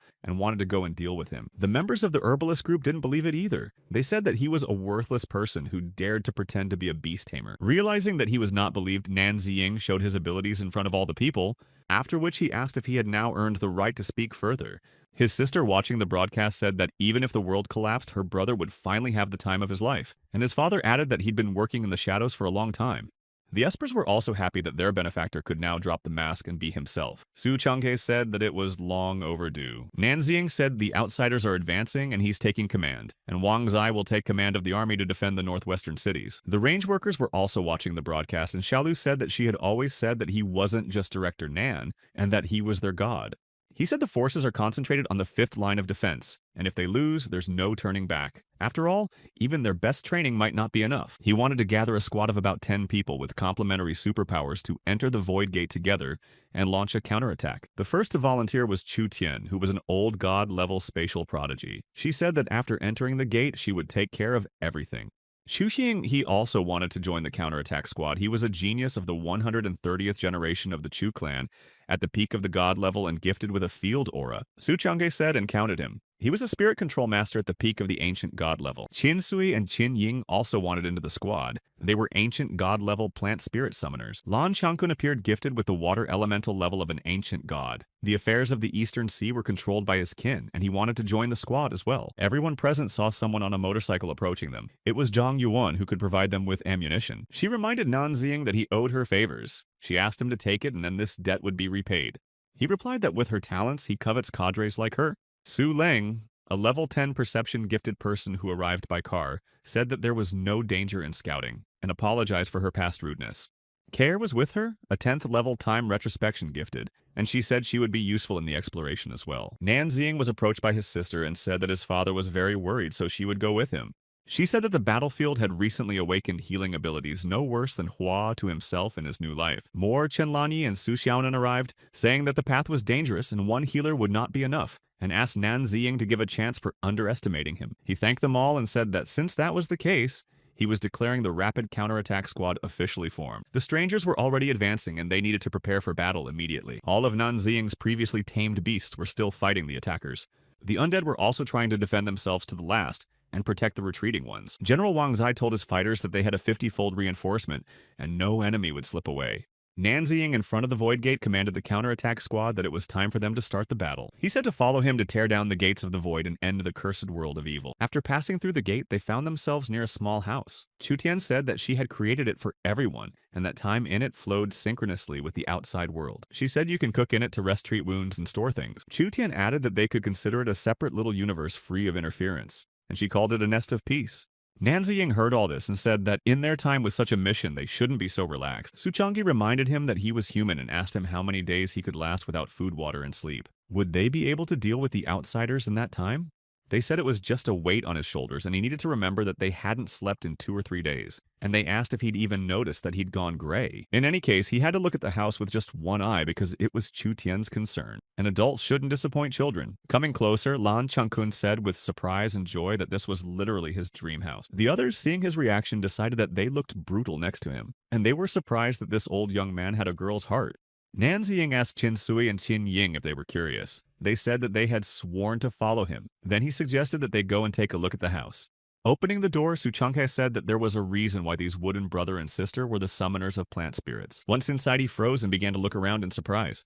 The others also went inside, and after seeing the situation in the house, they decided that Chu Tian had mental problem. She said it was her own blood. It felt like they were all going into eternity with peace. Chu Din said that seeing how much they all liked it made her feel better. Nan Ziying said it's a style like living in the face of eternity. She replied that it was nothing so profound, but that she had thought of everything in advance. Su Changhe lay down and said he was going to sleep, and Lan Changkun said that it was cozy, although it was creepy, but if you close your eyes, you can't see anything. Some of them were about to plant some vegetables. The women decided to check the kitchen and the storehouse, as well as to find a first aid kit and a medicine cabinet. Kaya assumed that the first aid kit should be in the bathroom and asked if there was one. Chu Tian pointed in the direction of the bathroom. Nan Ziying had a feeling like the end of the world. Chu Xinghe said that he must be thinking too much and should take an example from Su Changhe, who was already asleep. While eating dinner, Zhang Yuan thought that she had to cook something big. There would be enough food in the warehouse for a year, but it was unlikely that they would all get together again. Qin Sui brought the vegetables, and she was surprised that it was so fast, and then, remembering that they were plant spirit summoners, asked, why not just summon the vegetables? The girl replied that her brother used to say that vegetables grown in the ground, especially if you pull them out with a clod of dirt, give a sense of confidence. She added that even if they were gone later, Zhang Yuan spat and took the vegetables from her and told her to leave because the kitchen was too smoky. Chen Lanyi and Su Xiaonan found a pharmacy with all the necessary equipment. They decided to prepare a potion to boost everyone's strength at once. Nan Ziying's sister found the treatment room and seeing the single white sheet there thought that Chu Tian must really be a bit of a freak. Chu Tian teleported the house another 300 kilometers away from the gate, and it was decided to set up scouting posts at a distance of 30 kilometers away from the gate. Care asked that if she could create such mini-universes, why not just create a new Earth and move people there? At this, Chu Tian sneered at her lack of breasts. K-Air got angry and Su Leng held her back, saying that she was just telling the truth in front of her face. Chu Tian replied that a flat chest is no big deal as long as she's alive, and she sacrificed 50 years of her life to create this nest. Hearing this, K-Air apologized and Chu Tian smiled, thinking that adults were too trusting. Meanwhile, Zhang Yuan had already brought the dinner and said that she didn't know their tastes, so she made a little bit of everything. Everyone could smell the delicious smells of the food. While everyone was together, Nan Ziying wanted to tell them about the battle plan. Lan Changkun suggested that he eat first. Chu Xinyi said the teleport portals are ready. One of them leads to the 5th line and the other to the gate, and the scout station where there is a separate communication channel. He said that Sulan and Care will be on duty at the recon station. The rest of the women, since they are not the best fighters, will stay in the nest of peace providing the rear. Nan Zishan said that she was against it because, on the battlefield, she would be able to reinforce them and heal them when they were injured, and Chu Tian will cover for her. She told Nan Ziying not to hold back because she was his sister. He agreed to take her to the front lines with them, and he said that after the meal they would rest for 3 hours and move out, and then they would rest according to the situation on the battlefield. The female healers didn't like being called weak on the battlefield, but had to obey the order. After all, they'd be better off on the home front. They all sat around the table and discussed the flavors of tofu. Some liked it salty, some liked it sweet, and some liked it vegetarian. Su Leng and Kair, while in the scouting station, detected the aura of 1 million awakened people outside the Void Gate, in addition to the outsiders. Judging by their robes, it's 1 million Buddhas from the country of Asan who have defected to the enemy, as they said on the news. Their minimum level was 8th level and their maximum level was Old God level. Chu Tian asked if they were willing to open the door to enter the other world. Everyone present got ready and said she could open the door. As soon as they passed, they were met by Buddhists recognizing Nan Ziyin. They said that they had heard that he was going to storm the Gate of Emptiness, and they had been waiting for him for a long time. They said the outsiders are the true gods, but that's an illusion, and only the great free Buddha is real, and he is merciful, but only if they surrender. Lan Changkun said he's not going to give up, and they're acting like saints even though they've been mutts themselves for a long time. His words were echoed by Su Changhe, who said he was going to smash him today, and then we'll see how Buddha Rising will save him. And having prepared their superpowers and weapons, the fighters of the counterattack squad rushed into battle. Their opponents called them fools and said they would have to turn them by force of diamond power. The Golden Buddha began to attack and a huge fist flew into the counterattacking squad. Nan Ziying managed to repel the attack in time by splitting it with his weapon. Curry said that the Buddha's golden body cannot go to the other world and cannot be destroyed. Meanwhile, Chu Xinghe entered the battle by activating the aura field defense. The battle was being watched from the scouting station. Su Ling saw that the Buddha's power surpassed theirs, and the golden body of the Buddha was splitting and combining to drain their strength. Nanxing realized that in such a case, one could not fight to exhaustion and needed to break their formation first. But the enemy had already used the Diamond Law technique in 10,000 fists in one. A multitude of golden fists targeted the squad. While in the protective cube, Nanzishan said that they wouldn't even get close to them that way. Chu Tian said that it would be easy to get close to them. Just then, Nan Ziying shouted for her to help, and Chu Tian started the teleportation process. Golden Buddha and Curry only had time to see them disappear. A second later, they appeared unknown from nowhere, and Nan Ziying had already swung to strike the Forbidden Thunder Shuracaster. Curry shouted that they quickly needed to activate Prajni's Diamond Mantra and activate the protective barrier. Nanziying said that he would take on the leader and the others while the espers were to deal with the 4 diamond guards. The plan seemed great to Su Changhe, and everyone would get one, and the wooden brother and sister would get one. Xin Ying interrogated whether he meant them by calling the wooden brother and sister. Throwing himself into the attack, Su Changhe stated that this was the puppet threat arena, and asked Curry what tricks he had, and told him to blame it on him. Meanwhile, Chu Xinghe began to fight the old god-level guardian by applying the aura of the isolation field. Appearing behind the guards, Lan Chankun applied his superpowers to veil the waters of isolation. Deepak, the guardian, turned around and said that the supreme virtue nourishes everything without rivalry, but he was going against its path. He retorted that he was doing nothing of the sort. Meanwhile, Qin Sui and Qin Ying used a forest of thorns against the guards. Guardian Raj pronounced Amitabha and said it was lazy to waste words. Nan Ziying called for the souls of those who had gone to the other world to rise up and fight for him. And by activating the diamond power, he ordered the souls to deal with all the Buddhas. Walking away from the hordes of souls, the old man said he had amazing powers, and no wonder the gods appreciated him and wanted him to join their ranks. He said that greed, anger, and ignorance are the 3 poisons of Buddhism, and he is steeped in all of them. He craves peace, hates gods, and is blind to karma. Realizing that it was a mental strike, Nan Ziying told him to shut up. He cast a forbidden spell, the elemental sound of the coming of the 10,000 tribes. And rushing to the old man, he said that all his life he hated those who pretend to be gods and trick people. He said he was willing to become Asura for the sake of the people, and they were trampling on his brothers for their Buddha, and attacked and asked who the demon was. The old man defended himself with a diamond mantra. Uttering the forbidden spell Fierce Flame, Shur Nanziying attempted to break through the protective field. The old man said that he was full of disrespect, and it seems that without revealing his true colors, he would not submit, and called the great sun Buddha. Nanziying asked if this appearance was from outsiders. And doesn't Buddhism teach that all appearances are an illusion? And he's not very good at practicing it, clinging to the guys like that. He replied that he didn't know anything and said that he was a Shakya incarnation of the Buddha himself. He replied that he had never met a Buddha with such a fragile ego. Shakya said that his sins were great and he would cast him into hell without end in the 6 worlds of samsara. Taking cover from his attack, Nan Ziying said that it was not for him to drag him to hell since he had long since been there. He said he was wrong to think he was the only one who knew arrays and he would show him the real hell, and activated the 5 elemental hell array. The old man couldn't believe that such a thing was possible, and his divine array fell very easily. Nanziying said he's not a god and his array is an empty showpiece, and if he has no more trump cards, it's his turn. He cast the forbidden spell Lava Shura, and a huge red dragon appeared. The old man dodged it by using cloud flight and wind subjugation.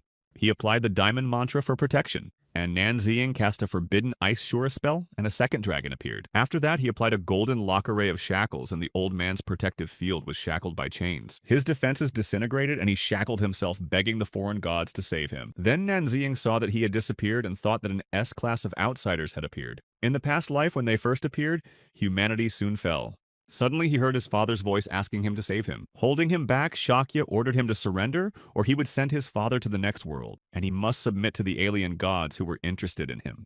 Meanwhile, Qin Sui and Qin Ying were fighting one of the guards. He applied the parasitic shell cleansing while they covered themselves with the root plate shield. Seeing that the old man was threatening their benefactor's father, Qin Sui and Qin Ying, decided that things were bad. And when they were distracted, the guardian attacked them, but Chu Tian managed to teleport them away in time. When they were transported, Nan Zishan used holy healing, and Chu Tian said that she would delay the guards and then help the elder Nan save his father. While in the protective cube, she applied spatial teleportation, but the guard said that she was not in the mood for it, reached out his hand and used his powers to tell her to get the hell out of here.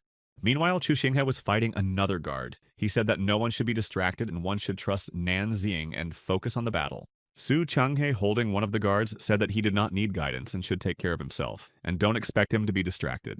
He said the whip the guard used was short and didn't even reach him. The old man called him insolent and said that he dare not desecrate a divine artifact. The Buddha who fought Lanchangkun applied Shiva's god punishment Scarlet Lotus Flame. But he defended himself by saying that it was just fire and poison, and they made it sound like a deity. He added that he was a born fireman, and his element was the sea. Threatening Nanxiang's father, Shakya asked if they were really not afraid that he would destroy him, and said that he should kneel down and submit. But he just said he wanted to ask his father a question, and asked if he really wanted him to get on his knees to save him. He shouted that it was a strange question, and of course he wanted to. He asked if he wanted to see his father go to the afterlife. Chutian came over and said that she could teleport Uncle Nan closer, but Nanxiang said that she should just teleport him closer. Shakya told him not to do any tricks or he would send him to the next world in a heartbeat. But the man had already teleported away and was behind him swinging around and saying he just wanted to save his beloved father. He threw a punch and said he underestimated his father too much, and told the S-class outsider to show his true colors. Appearing before him in his true form, the monster asked why people didn't value family ties, or if he'd gotten his game face on somewhere. Nanxiang replied that a creature without emotions would never understand what it meant to be human. The monster said that he would prefer him to join him and this was his last privilege. But he said he didn't have to and he was going to the other side. He called him a stubborn worm and told him not to blame him for his cruelest methods. But Nanxiang prepared to attack and said, "Stop talking."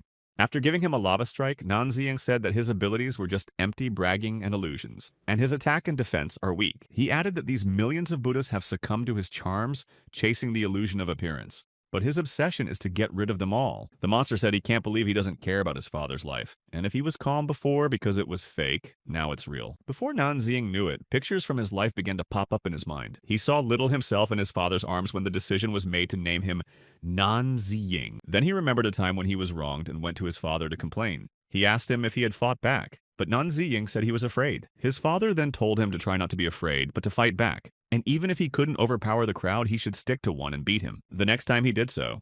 After throwing one of the offenders to the ground, he began to beat him. The others called for help, shouting that Nanxiang had gone mad. His father, watching from the corner, thought that now no one would dare to touch his son. Later, when my father was wounded on the battlefield, he asked how he got so badly hurt. But he said he only had a couple of scars, which is quite a feat. And this time, when the veterans were called up, his father went to the battlefield saying it was his duty. Nanxiang asked the monster how he knew all this.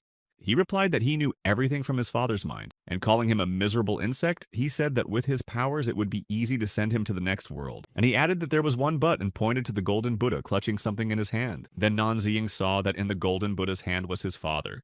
He let it out of his hand and the wounded man began to fall. The monster said that he got those wounds fighting on the defense line, and if you think about it, he saved him.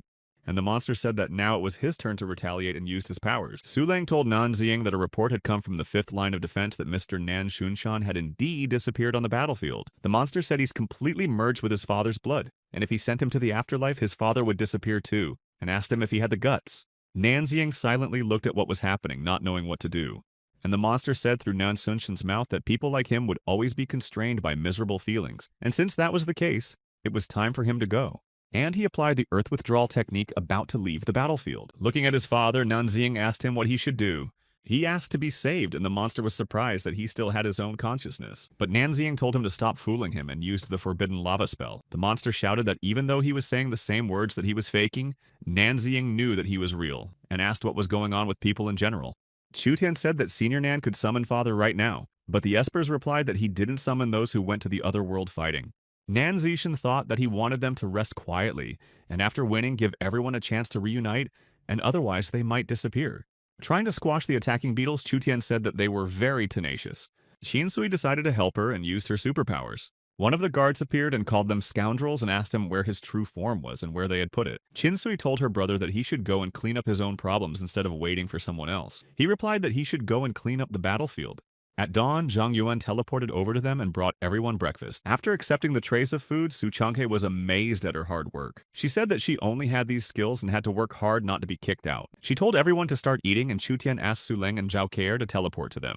The remaining Espers, led by Nanxiang, meanwhile looked around the devastated battlefield. Nanxiang asked Qin Ying to plant a tree for him where his father was left, otherwise he was afraid he wouldn't be able to find him later.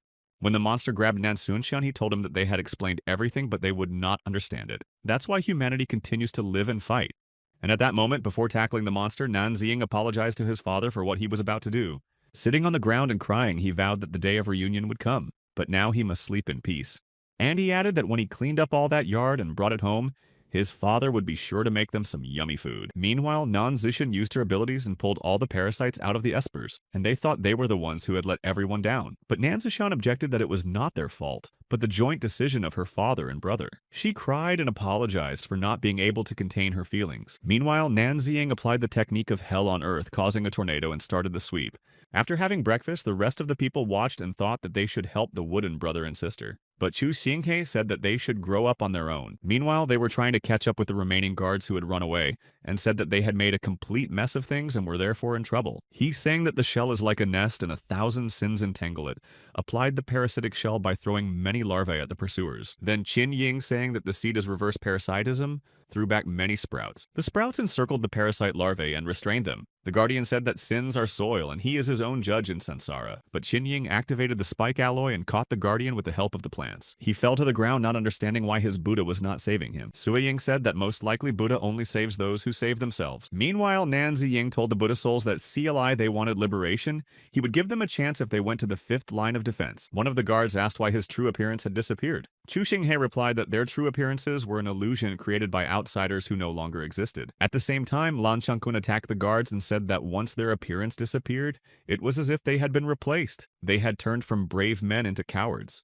Su Changhe said that they were blinded by these appearances and thought they were some kind of lumps. But when the illusion collapsed, their faith was shaken and they chickened out. And the men of the counterattack squad thus dealt with all the guards. At the place where Nan Ziying's father had gone to the other world, a large tree was planted and the espers stood looking at it for a while. Watching them from some distance were Chu Tian and Su Changhe with a tray of food in their hands. He said that if they didn't eat, the food would get cold and asked Chu Tian to teleport the others because it was time to eat. She teleported the others and they sat down to eat. Zhang Yuan handed Nan Ziying a tray and said that it was time to eat. He thanked her. Su Changhe came up to him and reported in a tray of more food, and said that man is iron and food is steel. Chu Tian crouched down to the still crying Nan Zishan and silently placed a leg on her tray. The other espers came over to Nan Ziying and also silently shared their food. Su Changhe told everyone that it was time to stop slowing down and eat quickly, because there was still a lot to do. When Nan Ziying had eaten, he told Su Leng to compile a stranger guide to be handed over to the 5th line of defense, and began to dictate. While she was taking notes, received a report from the 5th line that a sonic bat king had appeared from the Kawasaki countryside, and the losses were huge. They all looked up and realized it was bad. The Void Gate threw out a whole horde of A-class aliens. Nan Ziying told Chu Tian to go with him to the 5th line of defense for backup. He ordered the rest of them to deal with all the A-classes there. On the 5th line of defense on the battlefield of magical arrays, explosions were already rattling everywhere. Hordes of monsters were trying to break through the field of forbidden spells created by Nan Ziying. Once through this field, they would be trapped in a current trap against the wall. Nan Ziying's tamed mutant beasts fought the attackers to the last man. Immortal souls were wielding immortal souls on the field of the souls of those who had gone to the other world. Suddenly, a strange light appeared in the sky and the beasts looked up, but before they knew it, they were gone. Commander Wang Zai and his fighters saw this and didn't understand what was happening. They all clutched their heads. They couldn't see or hear their attackers, but they felt as if all the energy in their bodies was about to explode. Wang Zai ordered everyone to calm down and applied the Scarlet Abyss immersion. Judging from the trajectory of the attack, it came from a cloud in the sky, and he ordered the 10,000 steel eagles to disperse this cloud. But then he saw a huge bat emerge from the cloud and prepare to attack the eagles. He shouted that they are aliens that look like bats. They make a sound that people can't hear, and it's like a sonic attack. The steel eagles were defeated, and the general realized that their sound waves were causing an explosion of energy in their bodies, and that was S-class power. He ordered all those awakened on the battlefield to immediately retreat to underground shelters and conserve their strength, and Nan Ziying had to be informed immediately. At the same time, at the slaughterhouse, the workers were fighting mutants. Since the awakening of their gift, the mopping up had become much faster, and everyone could feel their power. But suddenly, under the influence of the ultrasound, they all grabbed their heads and fell to the floor. The sound waves spread throughout the city, and people could feel them.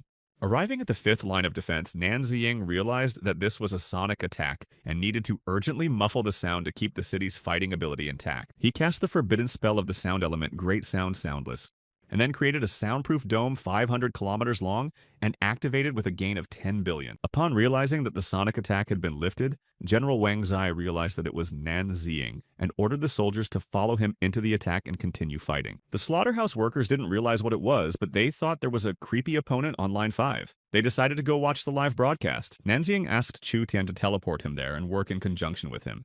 And in a second, he was already in close proximity to the bat.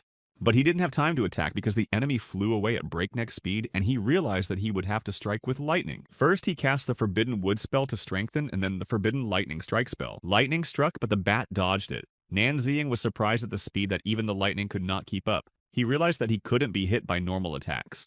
Then the Bat King summoned darkness, and everything around him began to fall into darkness. But Nanziying cast a Forbidden Light spell that pierced through the impending darkness. And then the Bat King appeared behind him and used an ultrasonic attack. The sound waves emitted by the monster threw Nanziying off, and he tried to use the Forbidden Sound Muffling spell. But as he fell down, he realized that none of the forbidden casts were holding, and he needed to find a limit of reinforcement that would definitely work. He began to try using muffling first 10 times, then 100, and then 1,000, and 1,000,000 times. He knew he couldn't prolong the battle of attrition, but to neutralize the sonic boom would require a lot of reinforcements, and he had few stones. Just then, Chu-Tian appeared from the portal and said that the monster's attacks were hitting too wide. She also said that the soundproof dome over the city was too big and thin, and would break any minute. Then he cast a forbidden sound muffling spell with an amplification of several billion. But even that wasn't enough, and he asked Chu-Tian to find a way to teleport him and the opponent away from the 5th battlefield. Chu-Tian did not have time to fulfill Nanziying's instruction, as a Bat King flew at her from above. It emitted an ultrasonic signal, and she began to tumble downward from the pressure of those waves. Nanziying applied a wood protection spell, and she was picked up by the tree branches. Wang Zai then picked her up and had to take care of her. The Bat King approached Nanziying, applying ultrasound. He cast a forbidden sound muffling spell for X 1,000,000, and then activated the forbidden spell sound interference, deciding that since normal attacks don't work, he should beat him with the same weapon. The ultrasonic waves he used were weak but still worked. He applied another forbidden sound wave spell with 100,000,000 times overlap. The sound waves he created caught up with the monster. It was writhing in pain, and it was obvious that his spells had worked. Nanziying realized that he had managed to damage the monster's eardrums. The monster called him a pathetic insect, and said it was time for him to go to the other world, and released a powerful energy wave from its mouth. Nanziying tried to repel the attack by first applying the forbidden sound interference spell, and then a sound wave with 100,000,000 times overlap. He activated a defense spell, but the powerful sound wave created by the monster still hit him, and he flew off to the side. The impact, he thought, was not enough for a direct hit with the sound waves, and the remaining rocks weren't enough, so we'll just have to find one and make a single strike. He reasoned that sound waves created by forbidden magic have a limited supply of attack energy, but consume a lot of source stones. So he decided to try to use forbidden magic just to convert ordinary sounds into attacks. So he used the forbidden spell sound transformation. Meanwhile, the Bat King was already nearby again, about to attack Nanziying. Once again, using ultrasound, he said that his opponent was nothing more than a pathetic mosquito. Nanziying said that the strength of his vocal cords was very limited, but he asked what if 1,000,000 throats of city dwellers started shouting along with him. The people who came out onto the streets were willing to help Nanziying, and the Bat King realized that they were capable of breaking his ultrasonic waves. General Wang Zai was trying to figure out if they could hold out if Nanziying won as he landed beside them. He used the forbidden spell of the Dome of Silence, and said the barrier would hold for a while, and the general had to order all the citizens to shout. Then General Wang Zai appeared on all the TV screens, and said that he was asking all the citizens of the city to start shouting along with him. At the end of his speech, he started shouting live on air that Dacia would win. The workers of the polygon supported him and started shouting the slogan that Dacia would win. And soon all the people who came out on the streets responding to the general's request began to shout that Dacia would win. Even the immortal souls involved in this battle began to shout this slogan. All of Nanziying's tamed mutant beasts supported the humans and began to roar loudly. Meanwhile, Nanziying himself activated the forbidden sound absorption spell. The Bat King approached with words that a directed attack would break their barrier. Nanziying applied the forbidden sound transformation spell, followed by a sound wave with an overlap of 1,000,000,000, and a huge red dragon appeared. But the Bat King still continued to attack by applying a directional sonic boom. The huge red dragon moved towards the sound wave released by the monster, opening its jaws and intending to devour it. There was a powerful explosion, but the dragon summoned by Nanziying remained unharmed. The dragon grabbed the Bat King so that he couldn't move and opened its huge maw over him. Nanziying shouted that it was time for them to hear the dragon roar of the Dacia people and repent of their arrogance towards humanity. The huge red dragon roared deafeningly, and the Bat King was getting closer and closer to its maw.